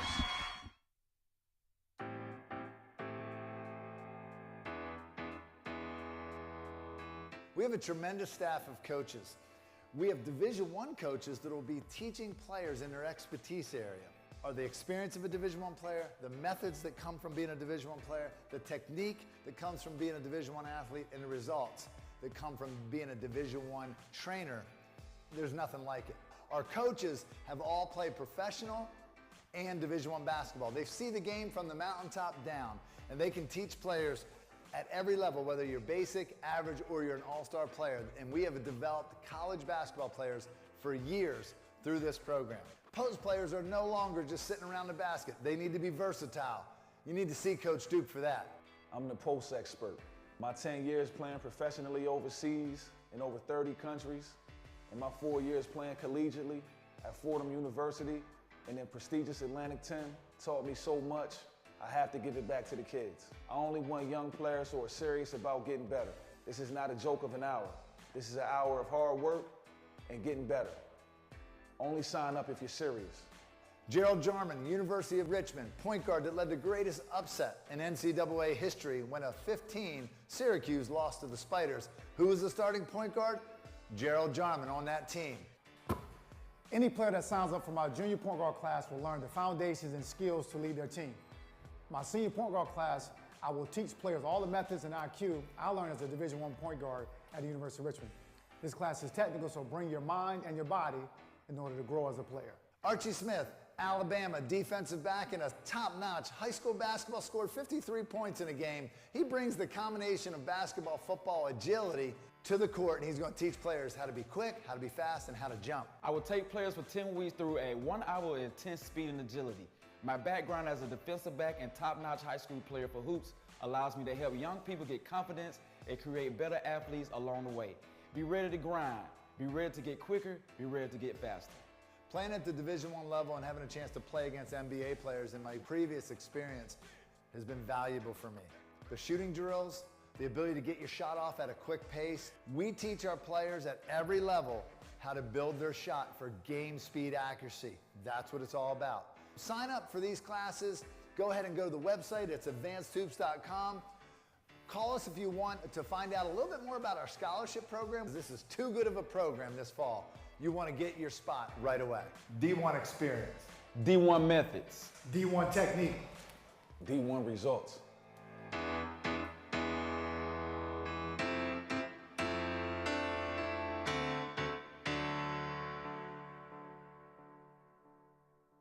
The Jet Giambavo family of dealerships. 9 great franchises in 5 locations. Buick GMC, Hyundai, Genesis of York, Stettler Dodge Chrysler Jeep Ram, Giambavo Hyundai of Hanover, and our newest dealership, Jack Giambavo Mazda. The Giambavo family of dealerships. Over 30 million in new and pre-owned inventory. With a reputation for quality service after the sale, Giambavo is proud to serve your community. Find out why. The Jack Giambavo family of dealerships. 5 great locations. Online at giambavo.com. Groff Tractor is your full-line equipment dealer representing Case Construction and many other leading brands, serving the total sales, rentals, parts, and service needs of its customer. Students, begin your professional journey in a high-demand field with Groff Tractor. Contact us today to discover the power of our technician internship programs. Groff Tractor also offers scheduled maintenance along with 24/7 emergency service. Groff Tractor is your #1 source for everything under construction.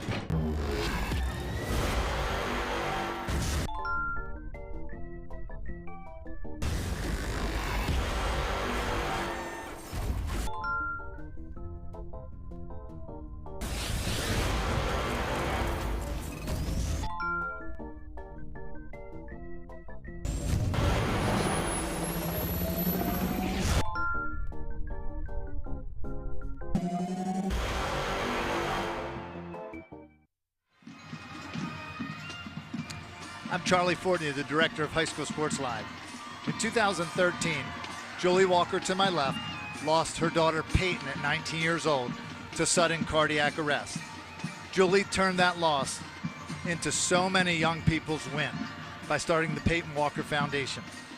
Julie, you've pushed for so many schools, so many facilities, so many teams, so many YMCAs, so many churches that don't have AED defibrillators to have them in their facility so that no one, no child, no facility, no organization's unprepared for a situation like this. And I know you've spoken to our program. We have an AED thanks to the Peyton Walker Foundation donating to our facility, and our staff was trained on that as a daycare most recently. I just want to tell you from the bottom of my heart, I appreciate what you're doing. It's helping me, it's helping others. And the last thing I'll say is, a few years back, 4 or 5 years ago, we lost JT Kuhn at Advanced Hoops. A very, very nice young man. Mom Jen and Toby Hopefully you're sitting at home. JT's memory still lives here today because along with you, teaming up with her and parents like that, you brought awareness to school districts all over. Talk about the awareness, talk about the things you've accomplished, but also we'll talk about that uptick a little bit later in a follow-up question. Go ahead. Well, first and foremost, it's really important to understand sudden cardiac arrest. It's the #1 killer of student athletes in our country, and I think it's so underreported right now, and people just don't really understand it. Kids don't have heart attacks, they have cardiac arrest. So you'll see kids drop over without warning, or they go to bed and never wake up. It's a heart issue. It's an electrical problem that we're not finding in kids because we're not giving them the right tests for their sports physicals or during their well child visits. So we got Peyton's Law passed in 2020. That helps all parents who have kids who play PIAA sports. Now there's information on there that they have to, learn about sudden cardiac arrest, signs and symptoms, why you should get a heart screening for your kids. So we've gone out, we've provided thousands of heart screenings in Central PA. I urge all parents, ask your pediatrician for an electrocardiogram. That can tell so much of what's going on inside of a kiddo's heart, that those issues are silent but could be potentially deadly. There's folks out there, and I know I've been pushing this, that have the ability in businesses to make a donation to a good cause, and talk about what people can do or businesses can do that want to make a difference on how they could actually make a quality tax 501c3 donation and buy more of these so that less people are in danger. Talk about that. Right. So anytime someone's in cardiac arrest, they need the shock from an AED or defibrillator to restore the rhythm to restore the heart to a normal rhythm. So these are essential to have everywhere your kids play and practice sports. And in fact, we know that AAU, there's a higher incidence of sudden cardiac arrest, higher incidence of death at AAU games. So having an AED where your kids play and practice sports is absolutely imperative. You can learn more at the PeytonWalker.org website, why you should have an AED, what it does, how you can help donate them. We want to get them all in the community. We've just launched a great project in Cumberland County. We're putting 300 AEDs out into the community that are all connected to the 911. It's 4minutepa.org. And we're offering them free to homes and businesses. So there's an uptick. We've seen it in the news. Talk about the uptick for as many efforts as you're making. It's definitely making a difference, but talk about the uptick and maybe what challenge we have ahead. It is really heartbreaking to see all the stories that have come out. You see so many on social media. Another kid drops over dead at a football game or collapses without warning at practice. And, it's, yes, once we get back to sports, we've got kids more active again. We know kids are taking supplements, and we think they're seeing a higher incidence of heart arrhythmias tied to the supplements. So talk to your kids. Are they taking supplements? Are they drinking energy drinks? That is really bad for your heart rate and could be potentially, causing these cardiac arrests in kids. So really talk to your kids, learn what the signs and symptoms are, and understand what's going on. I was at a swim meet about 8 years ago, and a young lady came out of the pool. And she, I knew her mom real well, and she just fell over right in front of me and her mom and went into this shock. And luckily there was an ambulance nearby. They jumped on it. And I'm not educated. I wasn't educated back then. You've educated me a lot. But I said to the mom, just instinctively, I said, does she take energy drinks? She said, actually, yeah. And she talked about the energy drink and the extra Coke or something, all these things she took for the swim meet. And I thought, wow, so there has to be something going on there, because luckily she got through that okay, but man, she had to go in an ambulance to the hospital. And our bodies don't necessarily need all that to perform. I think parents at home, I think you need to look at that and educate your kids. I don't have an answer. You've done the research, but I think we need to definitely be mindful of that. Absolutely. So get your kids' heart screened, limit the amount of energy drinks they're using, and check those supplements. Like I said, they're not necessarily monitored and controlled by the FDA, so know what your kids are putting in their bodies. You're a special lady. South Central Pennsylvania and we all thank you and we appreciate you, but we're going to join you. People all over are going to keep joining you to make this just to eradicate sudden cardiac arrest or any of the possible irresponsibility and why it happens. We can't naturally erase it all, but we can do our best. And we're coming up in a little bit. Gary Sutton and Bill are going to be back here for the Jack Giambalvo halftime report before we get to the second half. That's coming up in a little bit.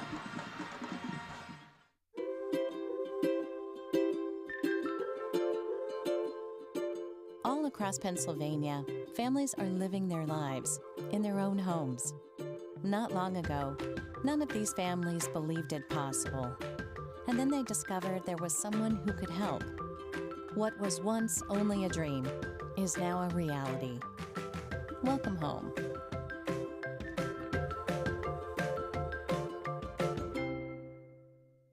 The Jet Giambavo family of dealerships. 9 great franchises in 5 locations. Buick GMC, Hyundai, Genesis of York, Stettler Dodge Chrysler Jeep Ram, Giambavo Hyundai of Hanover, and our newest dealership, Jack Giambavo Mazda. The Giambavo family of dealerships. Over 30 million in new and pre-owned inventory. With a reputation for quality service after the sale, Giambavo is proud to serve your community. Find out why. The Jack Giambavo family of dealerships. 5 great locations. Online at giambavo.com.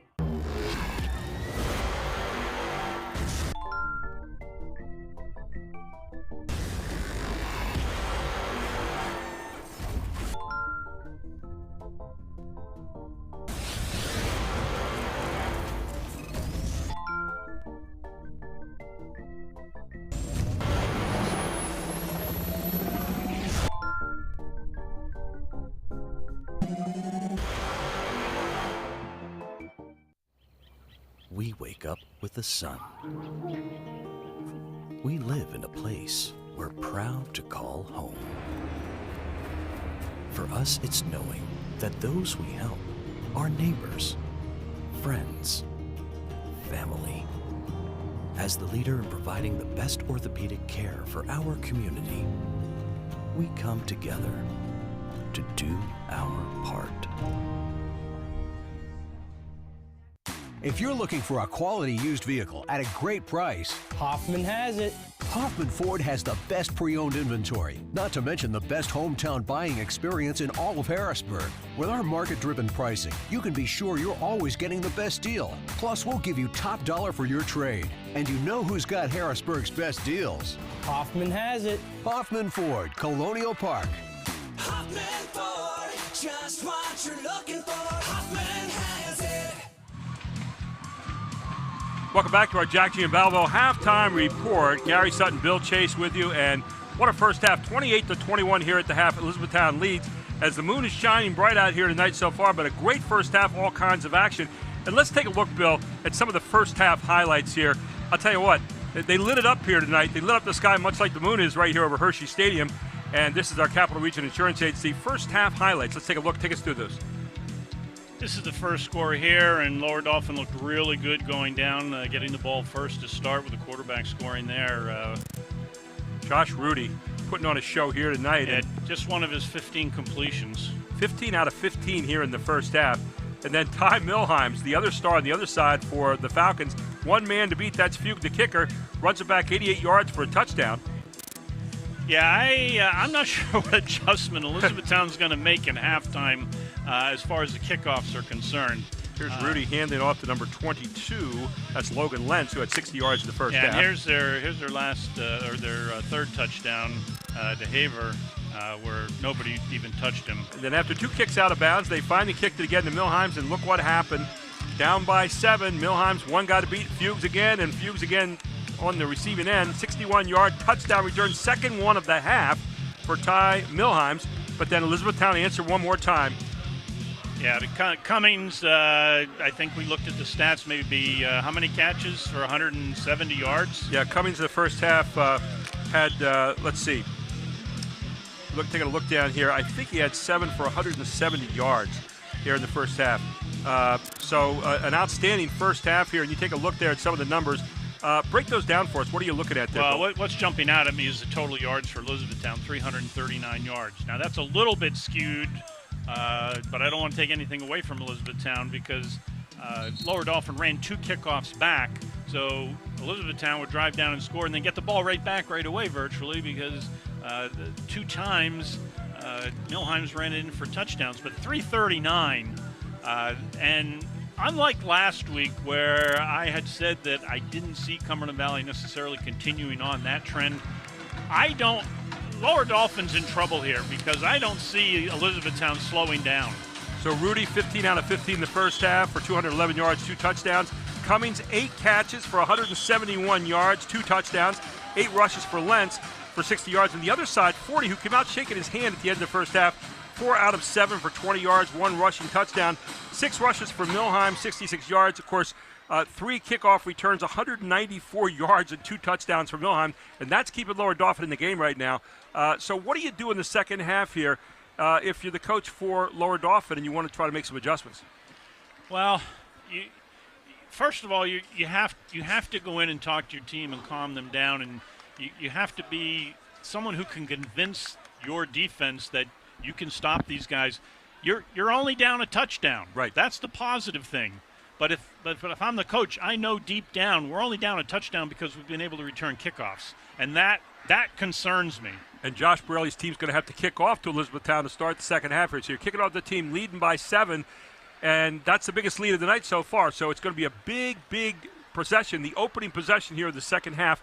We'll take a very quick break. We'll come right back and start the third quarter. This is the High School Sports Live TV Game of the Week, all here on Fox 43.2.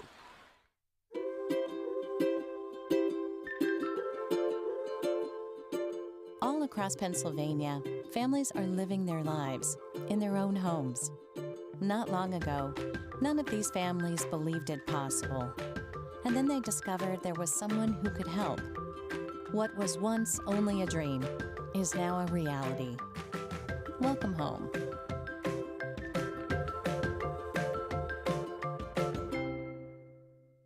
The Jet Giambavo family of dealerships. 9 great franchises in 5 locations. Buick GMC, Hyundai, Genesis of York, Stettler Dodge Chrysler Jeep Ram, Giambavo Hyundai of Hanover, and our newest dealership, Jack Giambavo Mazda. The Giambavo family of dealerships. Over 30 million in new and pre-owned inventory. With a reputation for quality service after the sale, Giambavo is proud to serve your community. Find out why. The Jack Giambavo family of dealerships. 5 great locations. Online at giambavo.com. Groff Tractor is your full-line equipment dealer representing Case Construction and many other leading brands, serving the total sales, rentals, parts, and service needs of its customer. Students, begin your professional journey in a high-demand field with Groff Tractor. Contact us today to discover the power of our technician internship programs. Groff Tractor also offers scheduled maintenance along with 24/7 emergency service. Groff Tractor is your #1 source for everything under construction.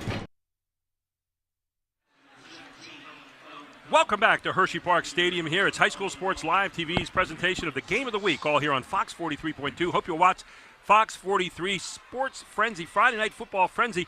It all starts at 11 o'clock on Fox TV, and you can see us wrapping up the game there and also all the other scores all around the South Central Pennsylvania area. That's Fox Friday Night Frenzy with Todd Sadowski and, of course, all the wonderful people he has with him. And they'll have a fun time at 11 o'clock with you, so check it out every Friday night here during football season. Gary Sutton, Bill Chase with you as we get ready to start the second half. And this is a big first possession here for Lower Dauphin, down by 7. They've had a tough time. In fact, they haven't been able to stop E-Town so far, Bill Chase. Yeah, I'd say it's pretty even money that we don't get to name the Elizabethtown punter tonight. So far, yeah, he's been on witness protection, so we'll see. But officials waiting here for the moment. Not sure what for. And we'll get the kickoff here in just a moment. But as you said, I don't know that there are a lot of adjustments Lower Dauphin can make. It looks like they've tried some different things. I'd like to see them run to the ball a little bit better and have 4 or 5 hats around the football because they've had guys at the point of attack. But sometimes it's just one guy. So here's Brandon Fritz ready to do the kickoff chores here as we get ready to start the third quarter, live from Hersheypark Stadium. Weird to look over there and not see any lights in the park. Means we're officially into fall, right? Little pop-up here. Ball bouncing around. It's going to be grabbed and dived on there very quickly. And a nice coverage that time. Pretty sure Elizabethtown got it. Yes, Elizabethtown got it. Jumping on it was Brady Moran, who was trying to find a little squib, but the thing was spinning around like a top. So the ball will be spotted at the 27-yard line. It'll be first down and 10 for the Bears here to start the third quarter. Again, tough to do much better if you're Josh Rudy, 15 of 15 in the first half for 208 yards. I've been around a long time, and I don't remember a quarterback ever seeing him go 15 for 15, even in 7-on-7 when there's no pass rush. I've called a few games, and I don't remember ever seeing that at all. So you talk about being perfect. Under center for the first time. There's Rudy handing off. Stopped at the line of scrimmage. Good stuff that time by the defense from Lower Dauphin. Yeah, that's the first time I've seen a team in 2 weeks with the quarterback go under center, and they gained a yard, so I'm not sure how much more we'll see of that. Leading in on the tackle that time was number 78, Marshall Stahl. We've called his number a few times tonight. Stahl, defensive lineman there, a junior. So it'll be second down now. Call it 10. Here's the handoff again. Lentz slowed up in the backfield one more time. This time jetting in on the play. Number 63, that's Isaac Landis, the outside linebacker, coming in and making the play. So very quickly getting the running back before he got his head of steam started. Lower Dauphin just did a favor for Elizabethtown. There's going to be a 15-yard penalty for personal foul. Oh, they called it against both sides. Offsetting. I didn't see that. So it brings up third down now, so it's a wash. Yeah, I'm not sure what I'm not sure what Elizabethtown's doing. They've come out in two tight ends, I backfield, quarterback under center, after going for 339 yards in the first half. Almost changing your modus operandi. So it'll be third down now, 9 yards to go. And you got to find that number 21 somewhere, don't you? Well, he's been all over the field. Cummings seems to have been the target of choice here. Kay Capella, number 2. There's your pass the outside and wide open again. And no, it's going to be incomplete this time, or is it? No, it's complete. He catches it, but he did not get the first down. So you got to think that might be the first time all night the punter will come in and kick it out of there. Let's wait and see. Or is Elizabethtown feeling jaunty here? This might be a play where they try to draw him off sides on a long count. So it's fourth down and 2. You got to think Josh Borelli saying to his kids, stay. Yeah, and you can see right down there, number 4, Joey Swartz is saying, stay put. Oh, yeah. Let's see if they call the play here. Gutsy if they do. Yep, confidence in your offense, right? And they get the first down. So just quick pitch and catch to the outside again. It's just that little 3-4 yard out route into the sideline. And it was Brady Briald on the possession catch. And so how about that? Confidence there. Big play here of the second half. See, now that's where I felt Lower Dauphin had to take a chance. You had to press that receiver there. Yep. And, again, it's just playing too safe there in that situation. With the way teams are these days with throwing the ball all off season, if you're going to give them that much room, you're going to end up with maybe not with stats like Josh Rudy has. 17 in a row he's thrown so far. Here's Rudy straight back. Rudy looking. Rudy near side. He's going to run with it. Rudy out across the 45 and steps out of bounds there after gaining about 5 on the play. It'll be second down and 5. 10:58 mark here in the third quarter. By the way, also in the first half, we left this out. Logan Lentz also had a 1-yard dive along with Hayden Haver in the first half. And, of course, 2 passing touchdowns. Cummings. I'm guessing Coach Stokes wants to see some I formation and under center. They may go back to that later on, but now they're back to their normal spread sets. Yep. Spread out 2 receivers near, 2 receivers far. Here's your handoff. Slowing down Lentz again at the line of scrimmage, doing a better job this half of getting the running back right away as Lower Dauphin. And he'll get back just barely to the line of scrimmage. Yeah, they're coming off the edges and getting him before he gets any head of steam going. Play developed a little slowly there.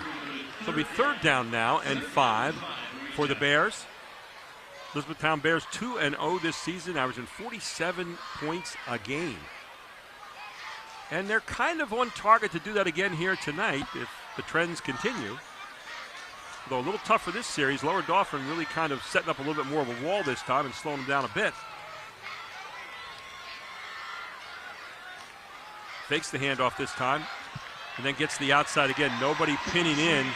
Josh Rudy faked to the middle. Nobody got him to get into the middle and get tackled, and so he's back to the outside. And another first down, safe run by Josh Rudy. Yeah, the wide receiver on the upper side there, E-Town side, did a nice job.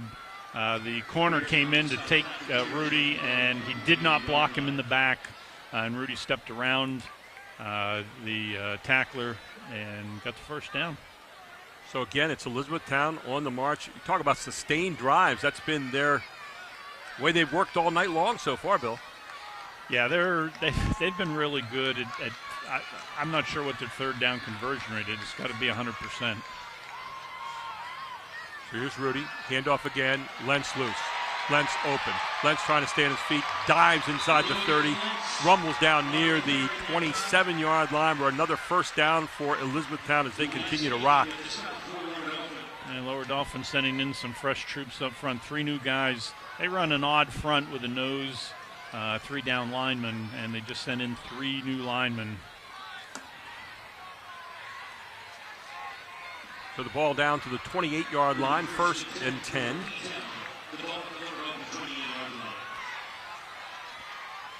Rudy, handoff.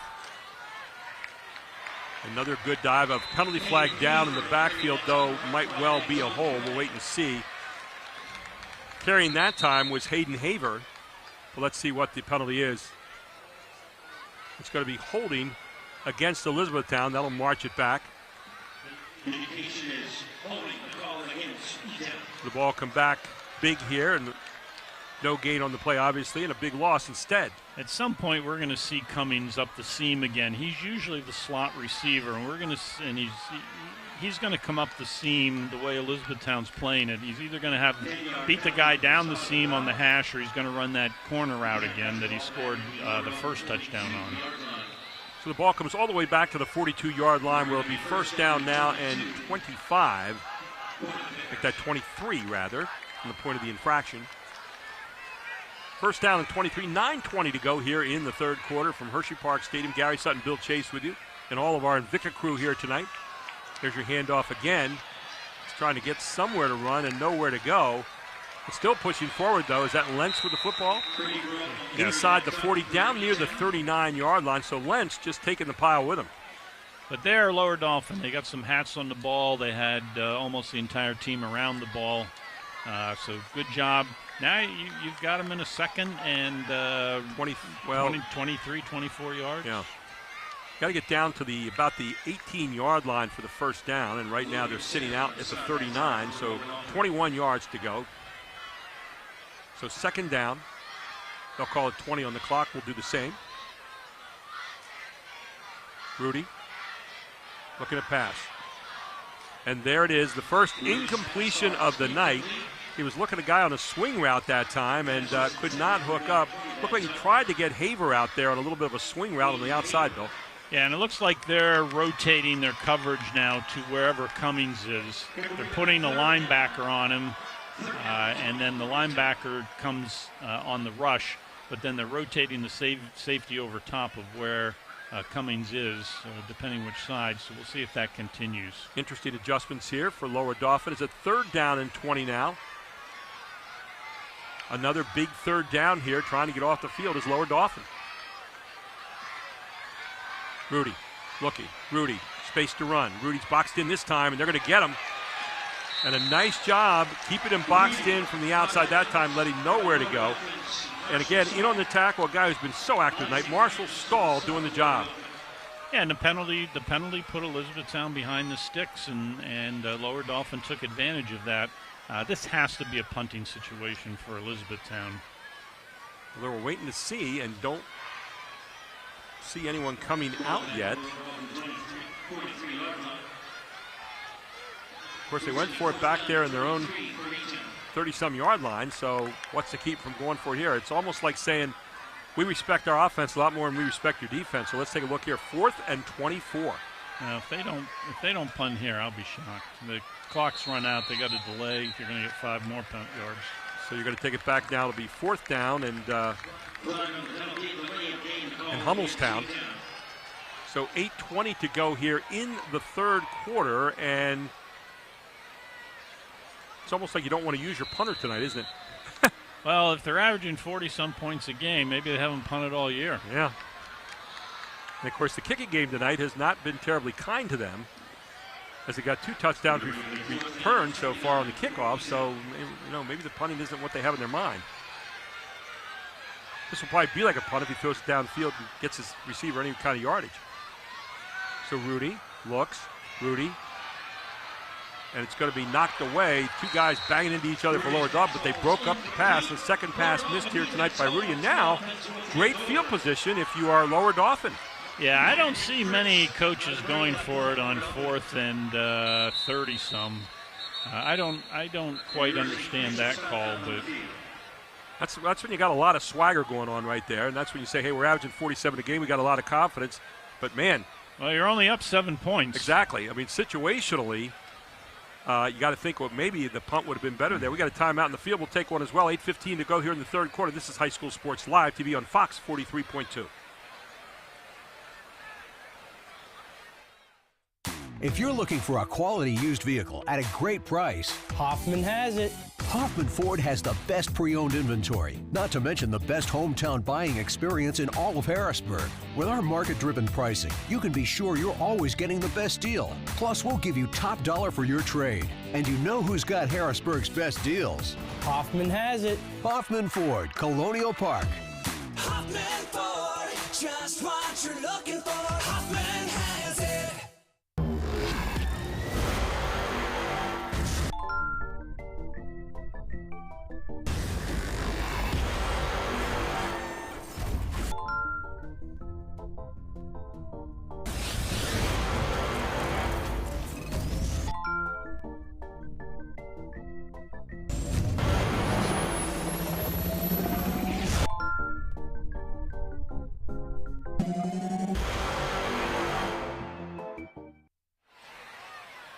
Isaac Landis, who helped to break up that play, coming off the field now under his own power, and a little wobbly, but Landis has played a heck of a game here tonight, Bill, and a big-time play there, breaking that up and giving Lower Dauphin a chance to get this game tied up with 8:15 to go in the third. Yeah, you needed to stop them on 4th and 30-plus yards, and now E-Town's opened the door for Lower Dauphin again. Well, here's your fake handoff. Nice job of getting forward that time by Bryce Forney with that little play that worked well for them in the first half of the opening drive. Yes, he runs the ball very well. He looked like he hurt his hand at the end of the first half. He was shaking it coming off the field, but looked no worse for wear there as he carried the ball. So Forney brings it up 2nd down and 3 to go. Ball down at the 45-yard line of Elizabethtown. And this would be nice for them to go on a sustained drive, take maybe 3, 4, 5 minutes off the clock, and keep their defense off the field for a little bit. Haven't really had one since the first quarter. Haven't had to with the runbacks by Milheims. Here's Milheims again. Milheim dances inside the 45 and scoots his way down to about the 43, maybe the 42. That'll bring up 3rd down and a long one. 7:21 to go. The clock continues forward here. Gary Sutton, Bill Chase with you. Chad Edwards, our whole Invicta crew out here tonight at Hersheypark Stadium. Venerable old place. Seen lots of championships over the years, state-wise, district-wise. A lot of concerts this time of year, too. And there it is, getting forward. Looks like he got enough for the first down, did Forney. So Forney just calls his own number. Instead, it's Milheims. Was that on the Wildcat? Yeah, I think that was Wildcat. Forney was split out and actually went in motion. So Milheims is going to pick up the first down. Good call here by Josh Borelli as the march continues. Ball at the 41-yard line. Forney looks over. Gets the play. Milheims in the backfield with him. One receiver in motion. That's Hagee. Milheims gets caught. Line of scrimmage is going to lose on the play as he's brought down by a host of Elizabethtown players. Yeah, nice swarming to the ball by Elizabethtown there. And you've got to be looking for Milheims. Nobody else seems to be able to hurt you right now. Candy Bradley leading the charge of Bears that time. Sharpened up their claws on that play. It's going to be 2nd down and 11 yards to go. And they've taken Milheims out, give him a blow, and Gerard Sanders, number 33, is in the backfield. Gerald Sanders, only a sophomore.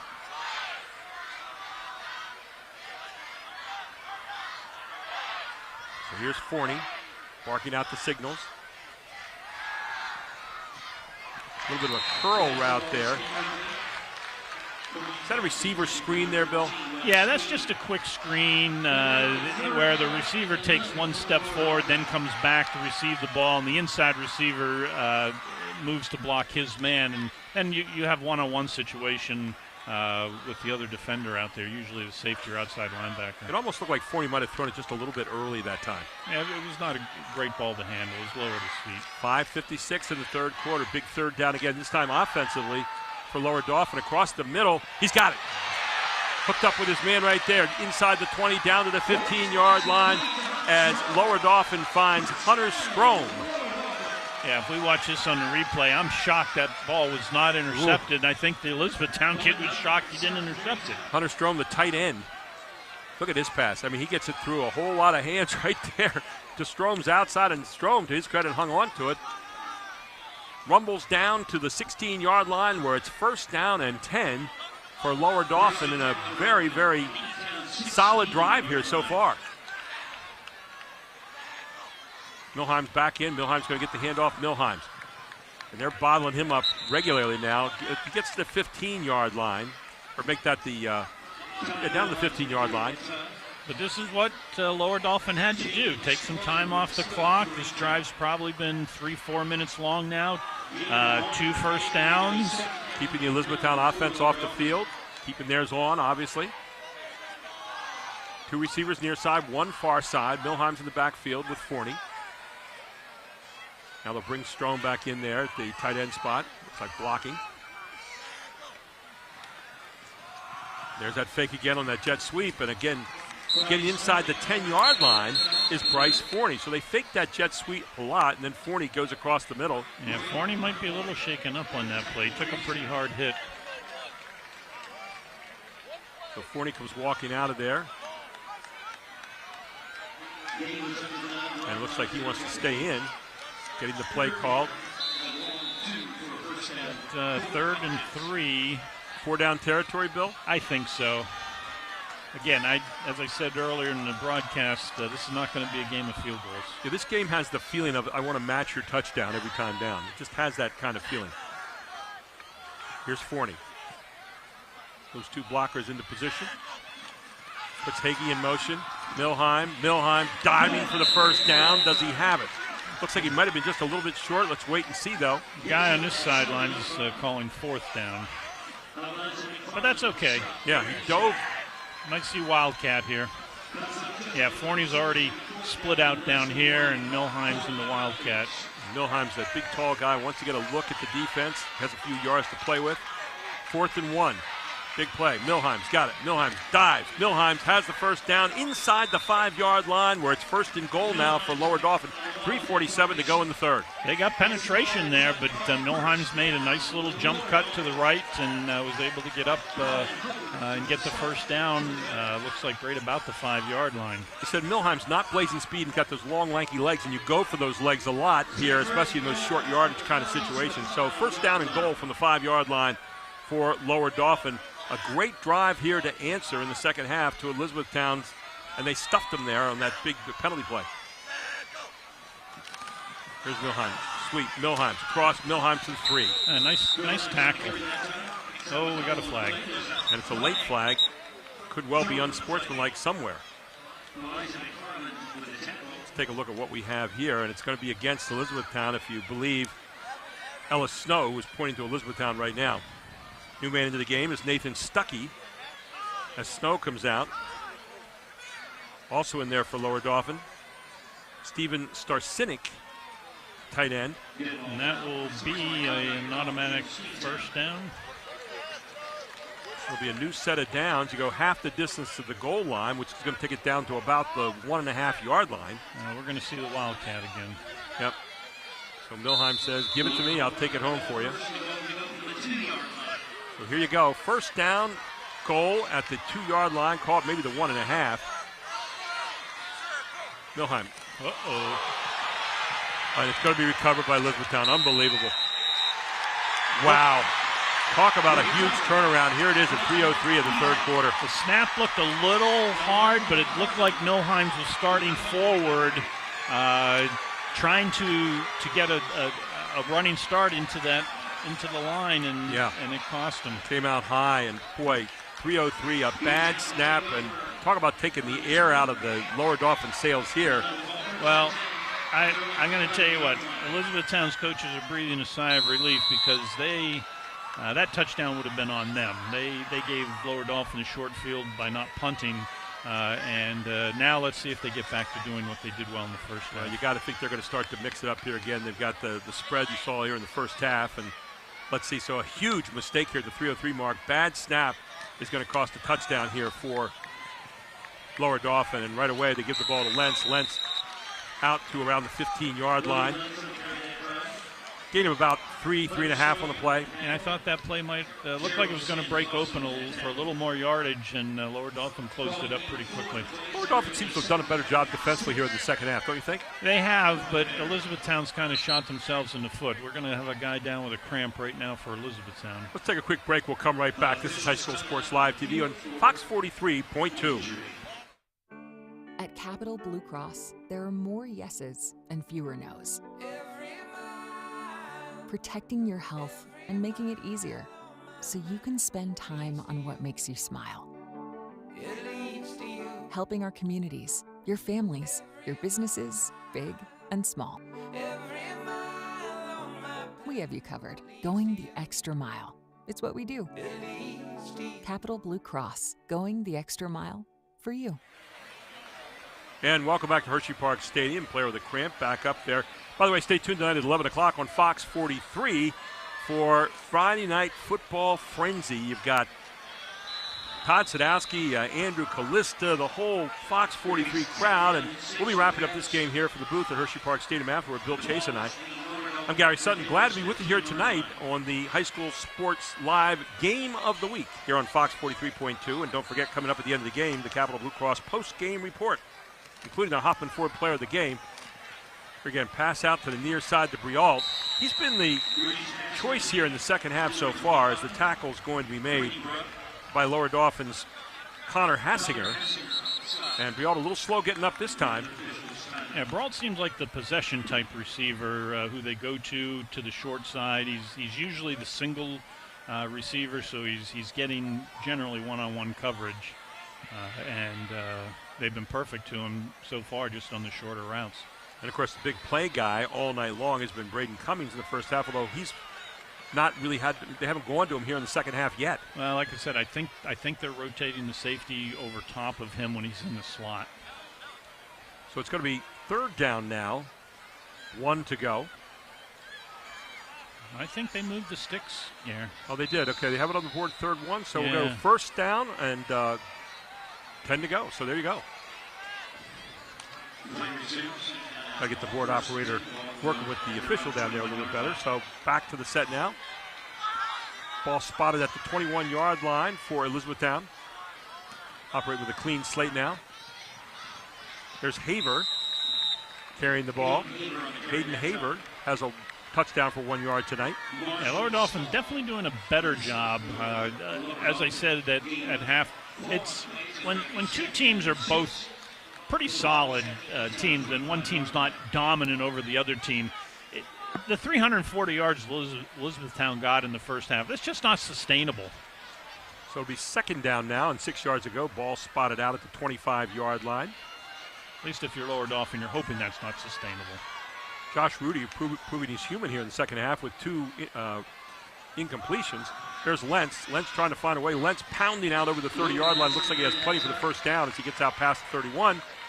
And that's all he had to do, and the stakes move again. So looks like they're trying to exert their will a little bit physically right now on Lower Dauphin. Yeah, you're seeing them chunk it 4 or 5 yards at a time, and if you're Elizabethtown, that is really, really nice to see, because you know that you can maybe run the clock down when you have to. Again, it's a one-score game. It seems like Elizabethtown should be winning this game by 3 or 4 scores, but it's a one-score game. Talk about those guys up front. Braden Burkholder, number 69, Colin Huggins, 65, Zach Lippold, 78, Corbin Robinson, 68. These guys are really opening up some nice holes right now for their team as they slug it forward.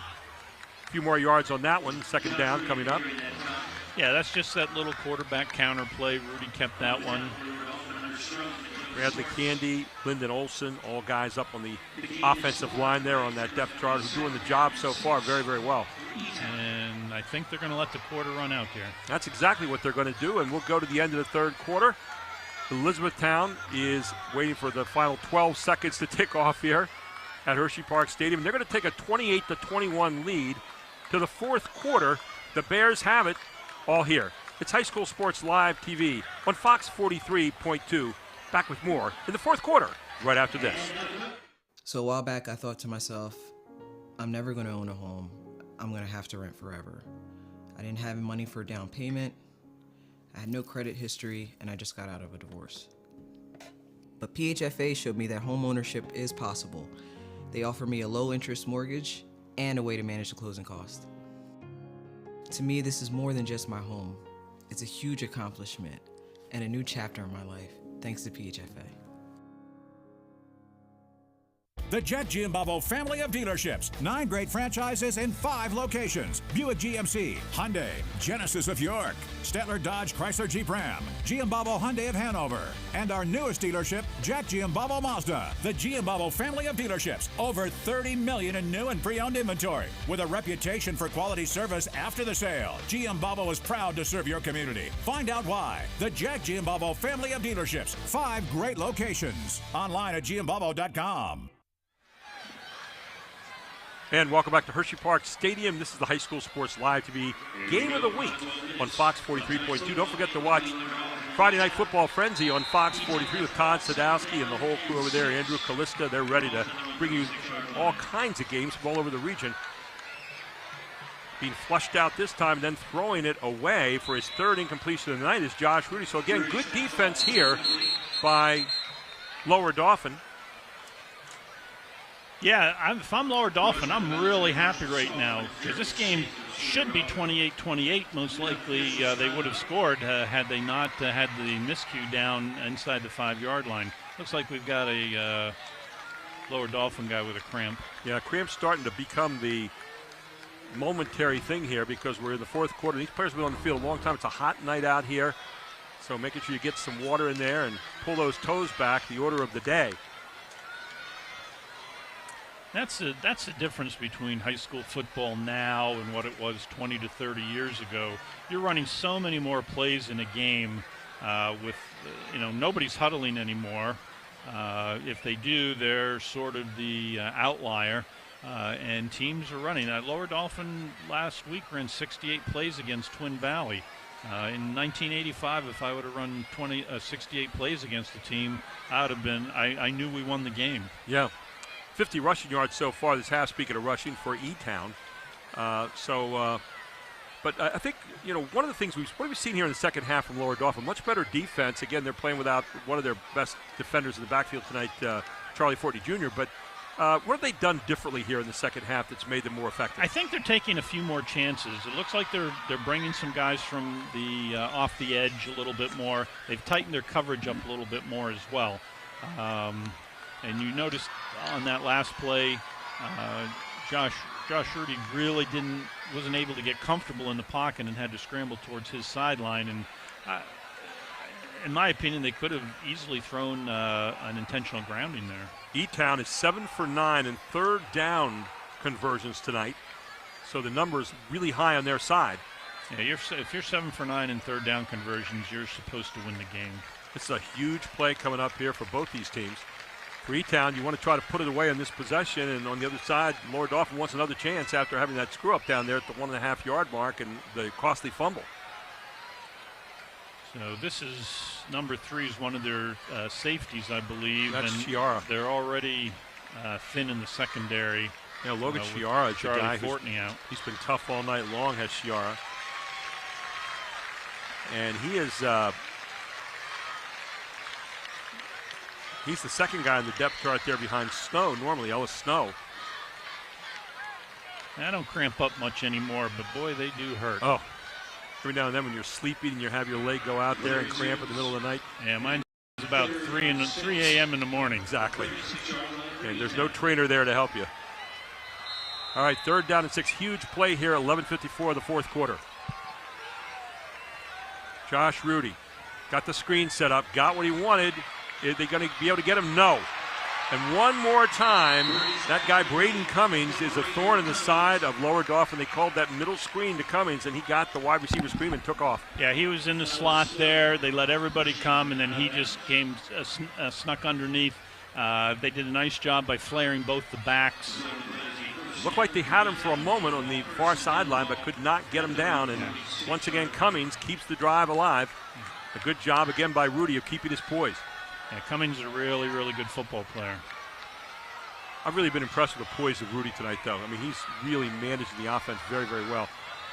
And here's a slash across the middle. He's got some yards coming this time. And again, that's Hayden Haver with a good carry, and now they're rumbling. Yeah, that one opened up really nice. He stiff-armed two guys who had bad angles on him, and this is a crucial part of the game for Lower Dauphin. Take a look at this replay right here, and you can see Haver coming around, and watch the blocking there up front. Good job just pushing out and open up a big hole for Haver. He just follows right on through. Elizabethtown is huddling now. Tell you what, I saw Colin Huggins with a big block that time to open up the hole. Number 65. The ball at the 34-yard line. And this time it's going to be Lentz. Lentz barrels his way inside the 30, exerting his will now. Yeah, Elizabethtown has a nice two-headed monster with these two running backs. They look exactly the same. Haver and Lentz, yeah, they just take their turn. And then you flip Cummings in for those little cute plays now and then on like a jet sweep. And Rudy doesn't have to do a whole lot of running. He just sits back there and hands it off and says, let's go. So it'll be second down now. Ball down to the 28-yard line. Call it 2nd and 4. There's again Haver. Haver's got room to run on the outside. And again, big gaps now, and you got to think maybe fatigue is starting to set in on that defense for Lower Dauphin. Yeah, Lentz again was the lead blocker there, and he was looking for somebody to block. I'm not sure who the contain man was supposed to be for Lower Dauphin. Another guy slow to get up over there. But E-Town's controlling the edge here now. And the guy slow to get up right now is Tanner Webb. We've seen him get hit a couple times tonight. He's come off that same look, kind of holding that shoulder on the right side. He's played hard. He ran that play down from the backside from the defensive line. He's been around a lot of plays today, even when he hasn't made the tackle. He's been putting some pressure on. For the Bears, 10:41 to go in the fourth quarter, knocking on the door again here. Ball at the 12-yard line, first down and 10. Lentz going to get it. Lentz straight ahead. Lentz to the 5, now down near the 4-yard line. Yeah, this is now a situation where Lower Dauphin's coaches know that they're in trouble. They can't stop them on first down. When you're getting 6, 7, 8 yards on first down, it makes it real easy to just continue to run the ball. Baron Moyer checks back into the game, and coming out, number 77, Connor Hassiger. It'll be second down now and 2 yards to go. Ball on the 4-yard line. Got to think this is going to be a steady dive to Lentz. There's Lentz again. Lentz pounds forward, gets behind his line. Lentz pushes. Is he in the end zone? Yes, he is. And Lentz with a 4-yard run for his second touchdown of the night. Logan Lentz, 4-yard run here at the 9:52 mark of the fourth quarter, and they just beat the offensive line right down the field, followed him behind them, and showed their power running that time, Bill. Yeah, they exerted their will on them on that particular drive, particularly once they got into the red zone. But Haver and Lentz are punishing runners. So early in the game, it was Rudy and Cummings. Now it's the Lentz-Haver show here at situational football in the fourth quarter, and just looking like they're trying to take it home. We're up 34-21. Field will be in here for the extra point effort. The thing I'm impressed with E-Town is they have nice balance. They can throw the ball, and they've shown that obviously. And obviously they want to run the ball with the two big backs. Any questions about their offense tonight have been answered. They know how to make touchdowns, how to move the ball forward. Here's Few, spot down, kick up. Kick looks pretty good. It is 35-21, 9:52 to go in the fourth quarter. We take a break. We come right back. Elizabethtown leads it on High School Sports Live TV on Fox 43.2. The Jet Giambavo family of dealerships. 9 great franchises in 5 locations. Buick GMC, Hyundai, Genesis of York, Stettler Dodge Chrysler Jeep Ram, Giambavo Hyundai of Hanover, and our newest dealership, Jack Giambavo Mazda. The Giambavo family of dealerships. Over 30 million in new and pre-owned inventory. With a reputation for quality service after the sale, Giambavo is proud to serve your community. Find out why. The Jack Giambavo family of dealerships. 5 great locations. Online at Giambavo.com.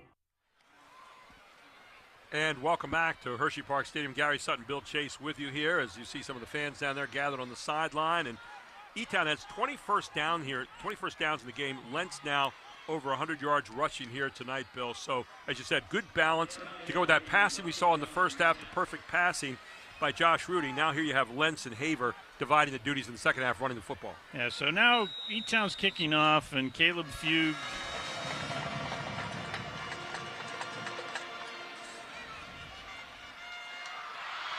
and nice job running back up there for Ellis Snow. I'm pretty certain Elizabethtown had some of their defensive starters, some of their better players. Lentz was on that kickoff team. Brault was on that kickoff team. I don't think they were normally on that kickoff team. So they made some adjustments there at halftime with that. And there was one reason why, and his name was Milheim. Because if I'm Caleb Fugue, I'm telling the guys, look, I'm a 10th grade kicker. You can't leave me back here by myself. Yeah, notice it says kicker, not tackler. So there you go. First down and 10 now for Lower Dauphin. They want to get something going right here, but they don't have a whole lot of time. They're down 2 scores, 9:48 to go in this one here in the fourth quarter. Don't forget, coming up at the end of the game is our Capital Blue Cross post-game report, including our Hoffman Ford player of the game. Across the middle, good pass there, and out over the 50-yard line and into Elizabethtown territory right away. So nice pass. Good hook up that time by Bryce Forney. Yeah, it had the look of a run-pass option. I'm not sure he was actually reading it, but clearly he selected. They ran the right play there. And he got Hunter Strom again, the tight end, who's been a target a couple times tonight for him. And he's just a freshman.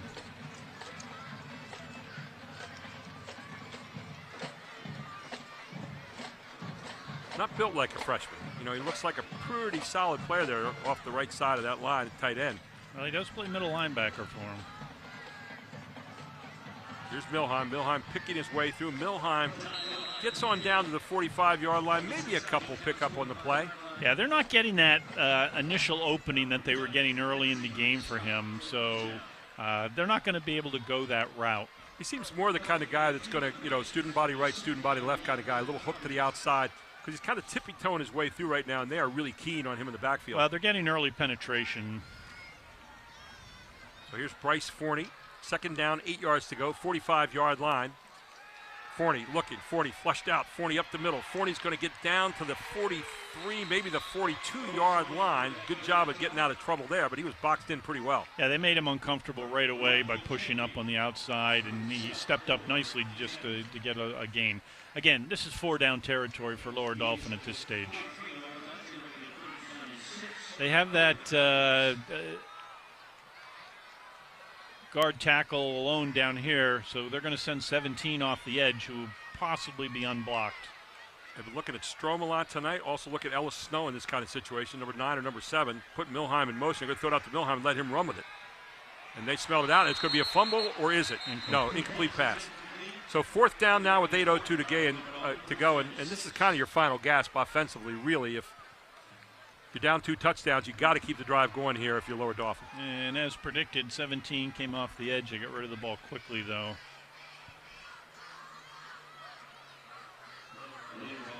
So that was Owen Dommel coming off the edge there with some pressure again from his defensive back spot.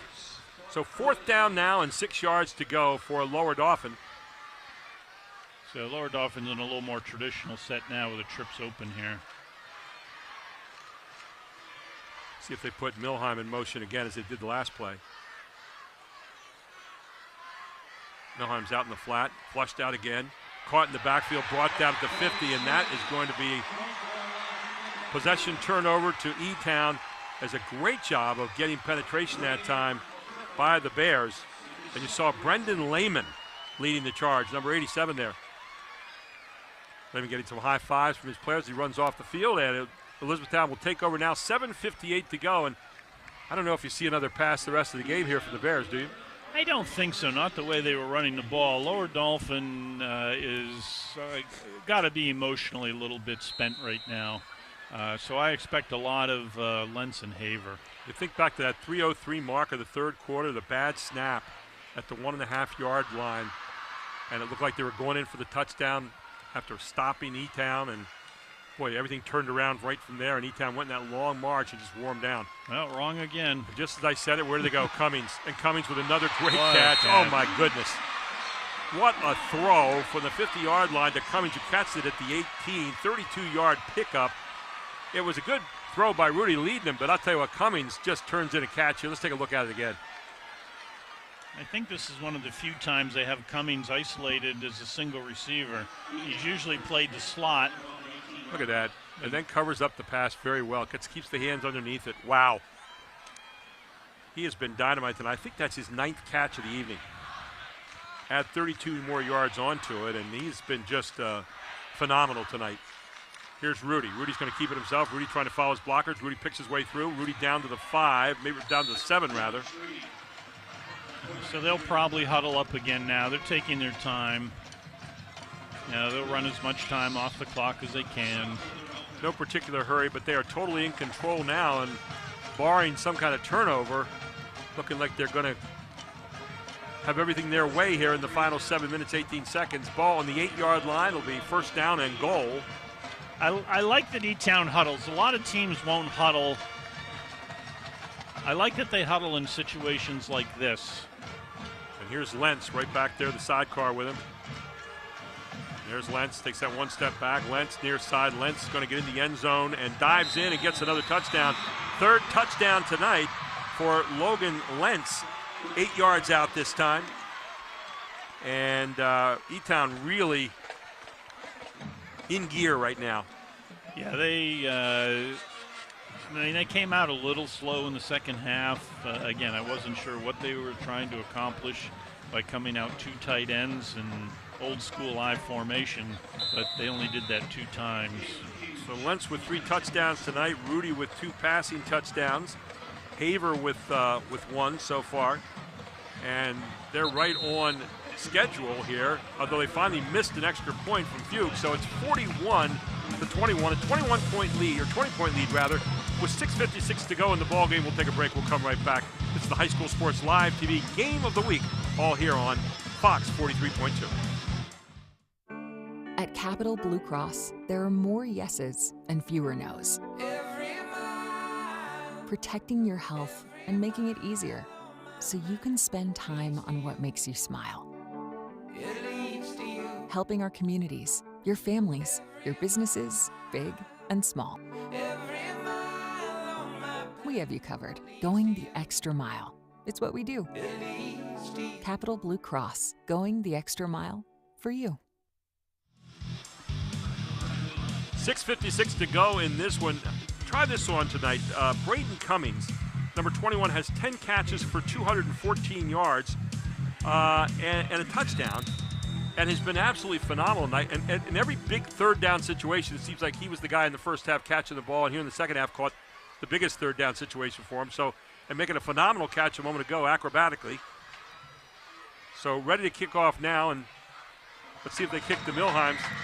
Flat kick downfield, picked up by Snow. Snow across 35, Snow open, Snow across the 45, out to the 47-yard line, and big yardage again picked up here by Lower Dauphin as they have good field position. 6:49 to go in this one. Despite having good field position most of the game, Lower Dauphin has to be concerned going forward that they really only have scored 1 offensive touchdown, and that was in their first drive. Their other 2 touchdowns came on kickoff returns. Of course, they were poised to score another one there at the 1.5-yard mark, but they were. Yeah, and the turnover cost them, but they did have a good march there. So, in fairness, 2 good drives in the game so far, but as you said, you want to sustain those regularly.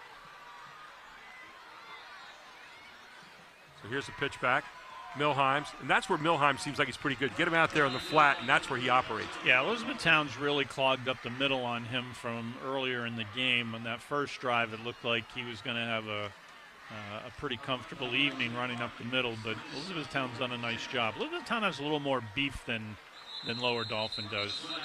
Here's a timeout called in the field by the official. And let's see what the timeout is for. So 6:28 to go here in this one. Again, coming up after the game, our Capital Blue Cross post-game report, including the Hoffman Ford Player of the Game, the Capital Region Insurance Agency Play of the Game. Now, you can pick one out today. You got a lot to choose from here this evening. And we'll discuss the Hoffman Ford Player of the Game as well. We've had a whole lot of people on the field tonight here that could certainly earn that. So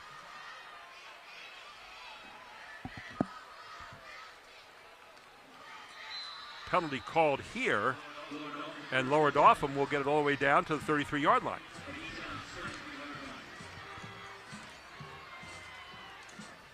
So Bryce Forney looks over, gets the play he wants. His partner back there, Milheim, trips near side. Here's Milheim straight forward. Milheim flashes across the 30, down to the 29-yard line. Precious seconds go off the clock here, though. It's 6 minutes. You got to have holding here on Lower Dauphin. That's going to march them back.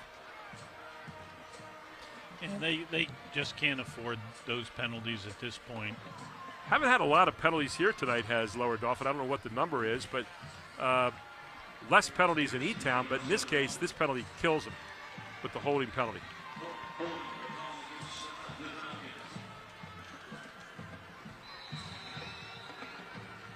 Five penalties for 45 yards so far tonight for Lower Dauphin.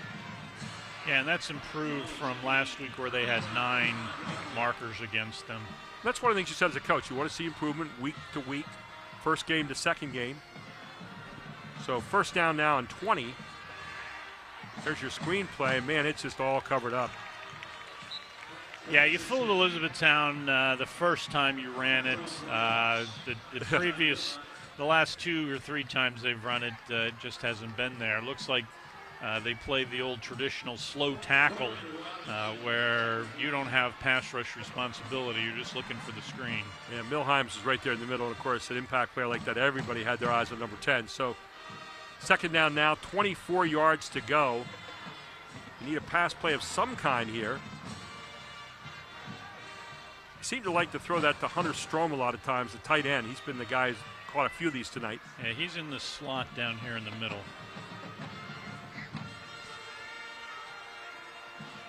There's your pass, a little swing pass out to Milheim. Was that pass interference? No. Yeah, I thought that was pretty good coverage. Even though he didn't look for the ball, I don't think he interfered with Milheim. Right. That was Milheim's coming out of the backfield. That's that little swing pass or those. Yeah, it takes a little bit of time to develop because you're running from the backfield trying to get down the sideline. Saw Penn State win their game last week on that swing pass. Same kind of play against Purdue. So it'll be third down now, 24 yards to go. And I think you try to pick up 9 or 10 yards here at least. Get yourself in a position where you only have to pick up another 10 or 12. 3 receivers near side. A little razzle-dazzle there for a second. Kind of a little hook and ladder play there. The catch was made by Snow, and then he handed it off to Gerald Sanders, who was in there. Pretty aggressive tackle.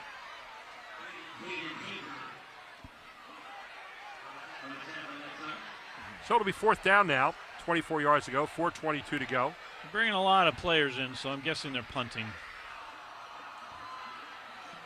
So in to do the punting is the guy who does all the kicking chores with them, Brandon Fritz. You know, and a lot of people think, why are you punting? You're down by 20 points. Well, it's a sign of respect at this particular point. Well, it's 4th and 25. Yeah, what do you have to prove? A nice punt by Fritz, by the way. As it goes down to the 10, 11-yard line, and nice punt by Fritz. No return on the play, so 3:53 to go. Elizabethtown with the football, and pretty much a comfortable 20-point lead here right now at Hersheypark Stadium. We have a penalty against Lower Dauphin. And I would think that E-Town probably would decline it. I would think so. It's probably a 15-yarder, but I would still decline it and just get my offense out there and run off the last 3:52. You got a 20-point lead. Now, they might not. Coach Stokes out there discussing his options right now. I know in the NFL you take the penalty. I think he's going to take the penalty here, too. Yeah, Coach Stokes must be on the analytics. So right now his team back down at the other end. Nobody seems to be moving just yet. The official is still talking it over. So I think they're going to bring it back up here a ways. I mean, this is like a 45-yard difference. Yeah. And then some. Yeah, I get that. I have no problem taking. Yeah. I have no problem taking that penalty. But you're down inside the 10. Make them punt it again. Yeah, you still have a chance to lose the game, technically, if you make some mistakes. So bring it back up here where you're operating their end of the field. Yeah, that's definitely the right call. Talk about 45 yards, 50, 55, 60. Yeah, how long? How big a penalty This was is like that? all the way down. My goodness. Was that that had to be more than 15 yards he marked Oh my off. goodness. That's a 30-yard. We just Yeah. went from being down around the 8-yard line, 5-yard line, and we're now on the other end of the field. Talk about a change of momentum. Good grief. Well, ball at the 22-yard line now of Lower Dauphin. I guess we spoke too soon about Lower Dauphin not having a bad night penalty-wise. Yeah, that just got zonked. Looks like Lentz in there at the Wildcat. Or is it? Yeah, they're going to punt again. I think they just. Okay. I think they're just confused as to where we're at in this whole thing. Yeah. Tell you what, I've seen United Nations confabs that were a little shorter than that one. What's a confab? A confab is getting together in a big meeting. You like that? Yeah. That's a word we use at about 10 o'clock at night on a Friday night. Oh, now guess what? So it worked out. Lower Dauphins going to get it back because it looked like E-Town had their hands on the ball, and they did, so they get it right back out at the 47-yard line, and a strange change of possessions, but E-Town could never get their hands around that ball. And that's a situation where you'll go back into meetings and you'll work on it next week.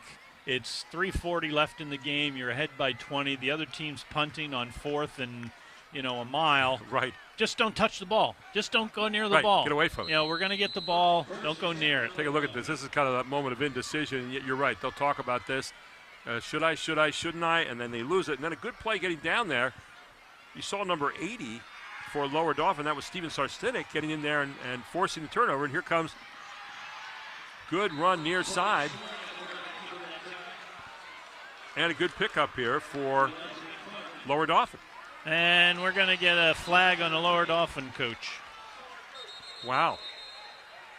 Josh Borelli's going to get. I don't know if it's Coach Borelli, but or it's one of his staff. Yeah. I don't know how it is in football. In basketball, I always said to my assistants, you never get a foul, a technical foul. If there's going to be one, I'm going to get it. Yes. I had one get one time, and he wasn't an assistant for a whole lot longer.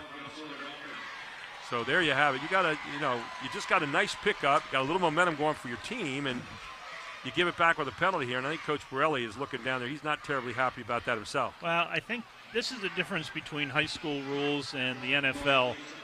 In the NFL, that is probably a penalty.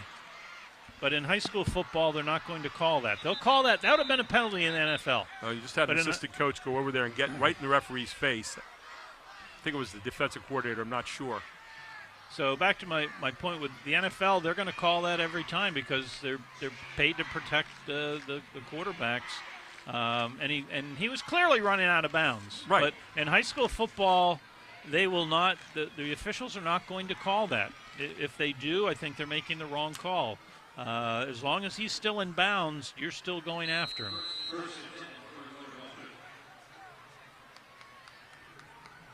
So here you go, ball at the 44-yard line. Lower Dauphin with it, looking for a bunch.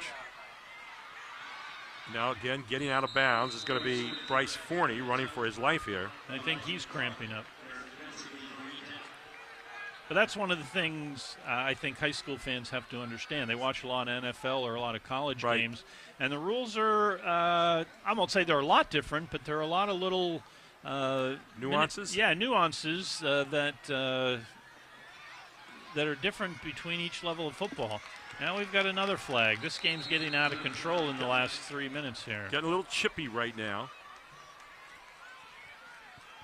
And this one's going to be against E-Town. Yeah, there's no reason for E-Town to be getting all flustered here. Coming up at the end of the game, as we said, the Capital Blue Cross post-game report, including the Hoffman Ford player of the game, the Capital Region Insurance Agency play of the game, and lots to talk about after this one. And you hate to see games digress into this type of situation where, you know, Lower Dauphin's clearly frustrated. Yeah.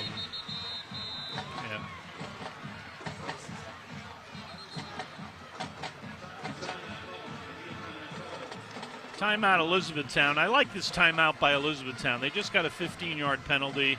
Calm everything down. I like the timeout. I want to see the coach get these guys over there and say, look, we're winning by 20 points. Let's just end this game. We played a really solid football game. Let's not make things ugly. Friday Night Football Frenzy coming up tonight on Fox 43 with Todd Sadowski and Andrew Kalista and all the great crew there. And they'll be taking you through all the games around South Central Pennsylvania, and there are a lot of them they're covering tonight. So check them out at 11 o'clock, Fox 43. This is Fox 43.2 tonight, our game of the week, and we're so proud to be bringing you this game here live from Hershey Stadium tonight. Bill Chase, Gary Sutton, Chad Edwards, the whole Invicta crew tonight. Thanks to Charlie Fortney and all the hard work he did for the game here tonight. And RJ, our statistician tonight, along with Travis, 2 statisticians in one game tonight. Man, we've been treated to a whole great evening tonight, and it's just been fun to watch this football game. Been a lot of action in this one here this evening. Couple key moments at 3:03 mark of the third quarter. Big moment on the bad snap for Lower Dauphin. It looked like you were going in to tie this one up at the 1.5 yard mark. Bad snap, fumble, and it's turned around for E-Town ever since then. Here's Lower Dauphin now. 1st and 10, ball at the 39-yard line of Elizabethtown. They'd like nothing more than to get one more touchdown here. There's that screen play to the middle again, and they're going to get all the way down to the 30-yard line. So that's Carter Burton in at quarterback, number 8. He's a sophomore, and they gave him a nice little safe throw at the beginning. Now, I'm not sure why you're bringing your quarterback back in. You're not going to win this game. So Bryce Forney coming back in now, and I know you want to score again. Yeah. Well, no quitting him. You can certainly give him that pat on the back. 2nd down and 2, 2:58 to go.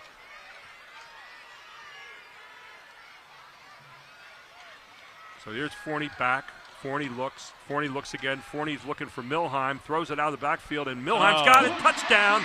And another touchdown for Milheim tonight. It's Forney with a great pass from the 31-yard line, a 31-yard strike from Forney to that guy. Milheim has been tough all night long, and Milheim's with his 3rd touchdown tonight, first one on a catch. Thankfully, Forney had about 5 seconds back there and still wasn't getting threatened, and Milheim just outran the coverage on that swing route out of the backfield, down the sideline. Perfect throw by Bryce Forney. So Forney has one himself tonight on rushing, and he throws one here to Milheim, and then Milheim has 2 more on the kickoff runbacks. So 41-27, a little more respectable now, 2:44 to go. In for the extra point is Fritz. The kick is up, and the kick is good. 41-28, 2:44 to go in this one. This is High School Sports Live TV on Fox 43.2.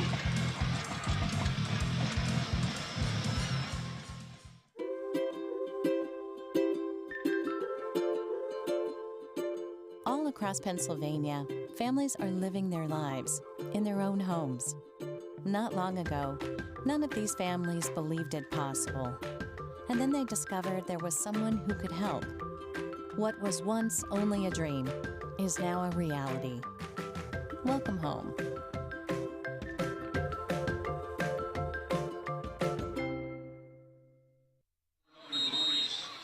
So Lower Dauphin scores here to get back to 13 points, and kind of a nice job, a little bit of a disjointed drive there, but a drive nevertheless, Bill, and they got in for the 7, and another catch by Milheim. A great pass there on the other side. You wondered why Bryce Forney came back in? Just for that reason. I threw the touchdown. I stand corrected there. Yeah, but that was it. So Forney with a touchdown pass here, 31 yards to Milheim. And I assume we're going to see the onside kick here, and Elizabethtown thinks that also.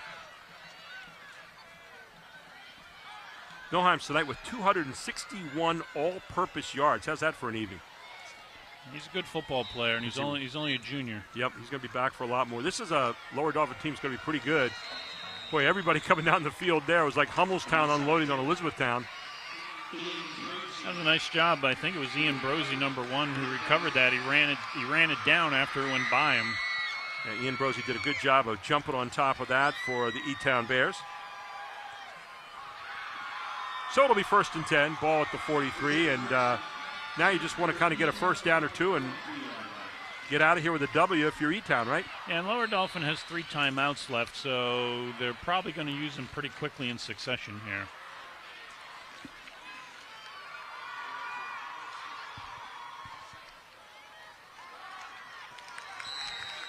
So there's the keeping the ball on the ground. You give it to Lentz.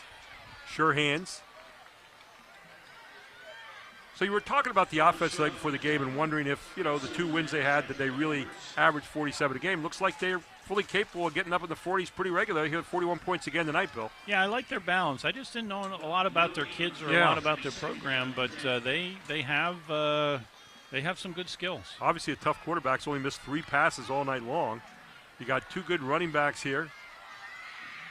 You've got maybe one of the best receivers we've seen in a long time, Braden Cummings, and Cade Capello and Brady Brialt. So, I mean, you've got a nice combination there of people to throw to when you need to. So it'll be interesting as they progress forward in the season to see in some of the big games they play with some of these other teams, how good they really are. But they look pretty good right now. Yeah, their upcoming schedule, I believe they play Red Lion next week in their last non-league game. And then the Lancaster Lebanon League has shifted things around by having the Berks League come in. A lot of Berks teams have come in, and LL League has a lot of 5A teams, so they're spread across 2 or 3 divisions. Manheim Central, Warwick, Governor Mifflin, they're all up in LL2. And in LL3, you have Elizabethtown, Garden Spot, Ephrata, Solanco, and then some of the Berks teams, Fleetwood, Daniel Boone, Twin Valley, who Elizabethtown's going to play. Speaking of the LL League, we're going to be there next week over at Columbia High School. Lancaster Catholic and Columbia, you talk about a great old backyard battle there. Those 2 teams get it on. One of the first games I ever went to as a high school student was Columbia against Manheim Township. There you go. Columbia doing pretty well in football. The Burks, Mike Burke Sr., Mike Burke Jr., the coaches there over the years, and they've just continued on and have another good team again this year. So that could be a great matchup, and we'll be bringing you that on High School Sports Live TV next week, 7 o'clock. That'll be on the 16th. The legendary Jack Yo was the head coach at Columbia back when I went. When I coached basketball there, Jack was the football coach, and we used to talk regularly. You talk about a guy that was a good guy and a tough guy and a great football coach. Jack Yo certainly goes down as one of the best ever there at Columbia. He went over to Hempfield after that for a few years. Did a good job. I remember when I got my first head coaching job at Wyoming Valley West, we were at 7-on-7 camp, and Jack Yo would come up every morning and say, nothing like a good shave in the morning. I mean, he was just as straight-laced as they came, but I knew players that played for him, and they loved him. They really did. He was a great guy. Well, I want to tell you about Advanced Hoops this fall. Advanced Hoops Fall D1-led training program starts next weekend, September 10th and 11th. Competition classes in every age group, but more unique is the D1-led point guard, D1-led post, D1-led shooting, and the D1-led speed and agility classes. Go to www.advancedhoops.com to sign up and see the high school in-house league as well as the Raw Sports College Showcase invite only is coming up. AdvancedHoops.com. They do a great job over there teaching. So 4th down, 7 yards to go. Rudy looking. Rudy trying to scamper away. Rudy's just probably going to keep it and run himself. And Rudy, 1st down.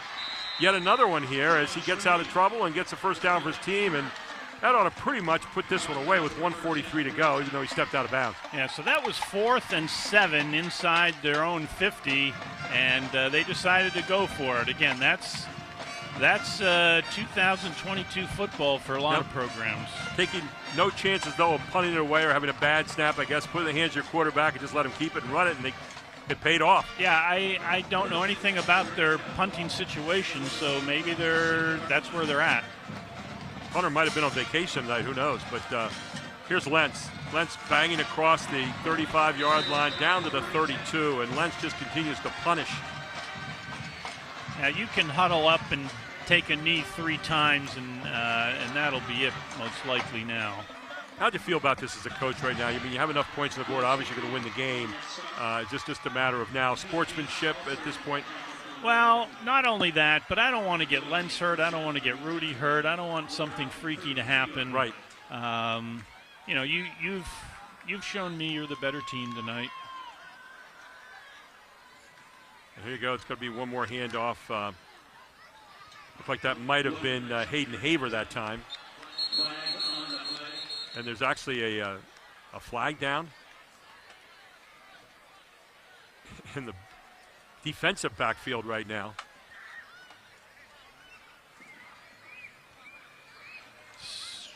So that's going against Elizabethtown. Elizabethtown. Elizabethtown. So you're going to walk it back.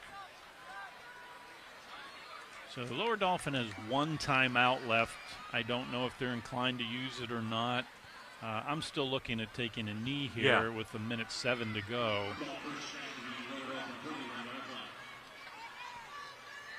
Yeah, you would think right now that that's the easy way out. And the clock got stopped because of the penalty on the offense.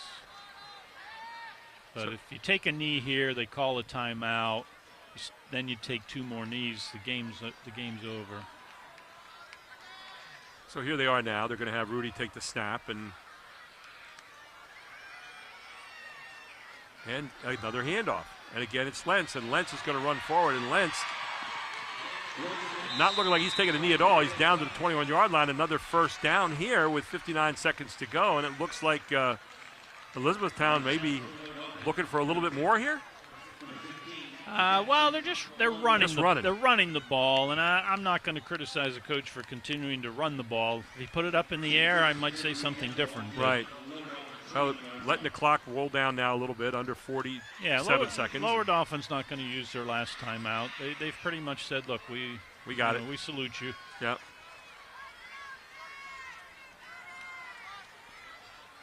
They put Lentz in motion. This time it's going to be Haver. And they're going to bring Haver down. That just might be the last play of the game. We'll see. It should be. So Haver off the right side, but 41-28 here, 22 seconds to go in this one. Stay with us as we give you our Hoffman Ford player of the game coming up at the end in our Capital Blue Cross post-game report. And Elizabethtown says that's enough. 10 seconds to go as we count it in. Gary Sutton, Bill Chase with you, Chad Edwards, our whole and Vicar crew here tonight. Thank you to all of you for watching here this evening as we tick down to 0 and a 41-28 win here tonight for the E-Town Bears as they show they are a pretty dominant team and one to be respected here in District 3 5A. We'll take a break. We'll come right back with our Capital Blue Cross post-game report, including the Hoffman Ford player of the game and the Capital Region Insurance Agency play of the game, all straight ahead on High School Sports Live TV. It's on Fox 43.2. Back after this.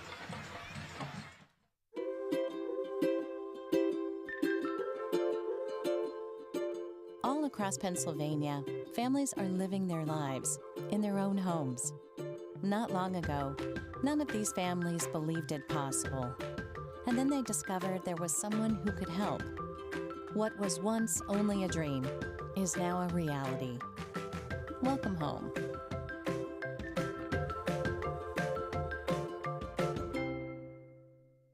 The Jet Giambavo family of dealerships. 9 great franchises in 5 locations. Buick GMC, Hyundai, Genesis of York, Stettler Dodge Chrysler Jeep Ram, Giambavo Hyundai of Hanover, and our newest dealership, Jack Giambavo Mazda. The Giambavo family of dealerships. Over 30 million in new and pre-owned inventory. With a reputation for quality service after the sale, Giambavo is proud to serve your community. Find out why. The Jack Giambavo family of dealerships. 5 great locations. Online at giambavo.com.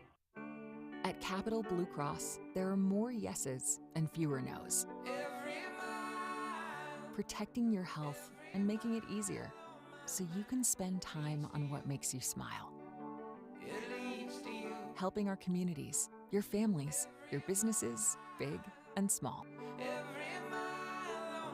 We have you covered, going the extra mile. It's what we do.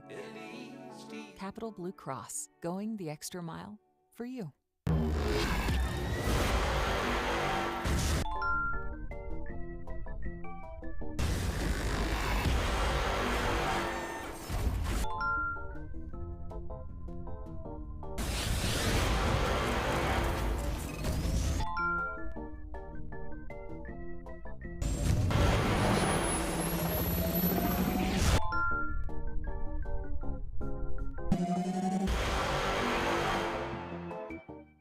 If you're looking for a quality used vehicle at a great price, Hoffman has it. Hoffman Ford has the best pre-owned inventory, not to mention the best hometown buying experience in all of Harrisburg.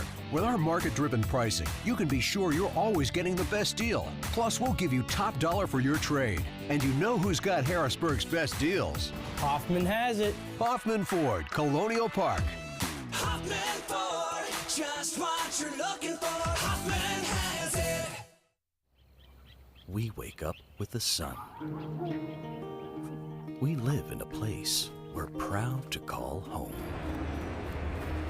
For us, it's knowing that those we help are neighbors, friends, family. As the leader in providing the best orthopedic care for our community, we come together to do our part.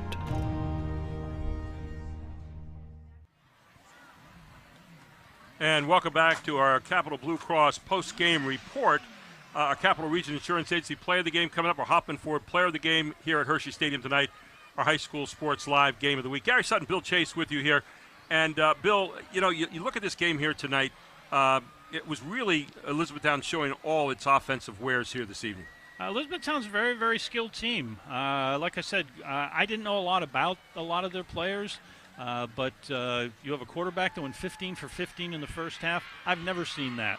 You had a good wide receiver. You have two thud running backs that are going to hurt you. So very, very impressed. You look at these teams tonight. Rudy went 17 for 17 before he finally missed a pass, the quarterback for E-Town tonight, and did a great job. Only missed 3 passes all evening long. Didn't have to throw the ball a whole lot in the second half, so he turned it over to those 2 running backs, Logan Lentz and Hayden Haver, who accounted for 4 touchdowns between the 2 of them. Rudy throwing 2 touchdown passes tonight. A guy really impressed us tonight, though, was Braden Cummings a lot, who caught 10 balls for over 214 yards. I mean, he was stunning this evening. Yeah, that's a whole season for a lot of receivers. I was very impressed by him. Ran good routes, found open areas, and when he had to, he went up for the ball and when covered. I thought the second half, Lower Dauphin did a nice job defensively, played much better. That 3:03 mark of the third quarter, they're going in to tie it up. They're a yard and a half out. They got Milheims at the Wildcat, and they just hiked it over top and the turnover, and from there on in is with Elizabethtown in control of the game. Yeah, Lower Dauphin had chances in the second half, and that turnover was really crushing for them. But that was their chance. They needed to score there, make it 28-28, because by the time the fourth quarter came, they were pretty tired. 246 all-purpose yards tonight for Ty Milheims on the other side, wearing number 10 for the Falcons. Had a great night. 2 runbacks on kickoffs, 1 for 88 yards, 1 from 61, and then the 31-yard touchdown pass he caught there at the end. Milheims looking really sharp there tonight. Yeah, he's going to be the key for them going forward. They now get into league action next week, and they have games that they can win now. They play Mifflin County. They play Redland. They play Palmyra coming up. I don't think they play McDevitt until the last game of the year, so they have games that they can win. So they're 2-1. Hey, win the next 3 weeks and you're 5-1. Had a chance to rest Charlie Fortney Jr. tonight, who's a big part of their offense and their defense as a receiver and also as a defensive back, and they'll get him back. So, they'll be a little bit more at full strength maybe next week. Our Capital Region Insurance Agency play of the game tonight. This was probably as exciting a play as we saw all evening, as it was an answer that this team had tonight. Lower Dauphin, let's take a look at it right here. It's Ty Milheims, and take a look. You said you're not sure how quick he is, but man, does he cover a long bit of turf, and he just ran away from the kicker there at the end, Fugue, in for an 88-yard touchdown return. That's one of 2 tonight on kickoff. The other was only 61 yards. Had Caleb Fugue made one of those tackles, I would have voted for him for player of the game. That's like trying to knock down a steam truck coming at you. Caleb Fugue there with the kickoff tonight. A couple of those run back on him.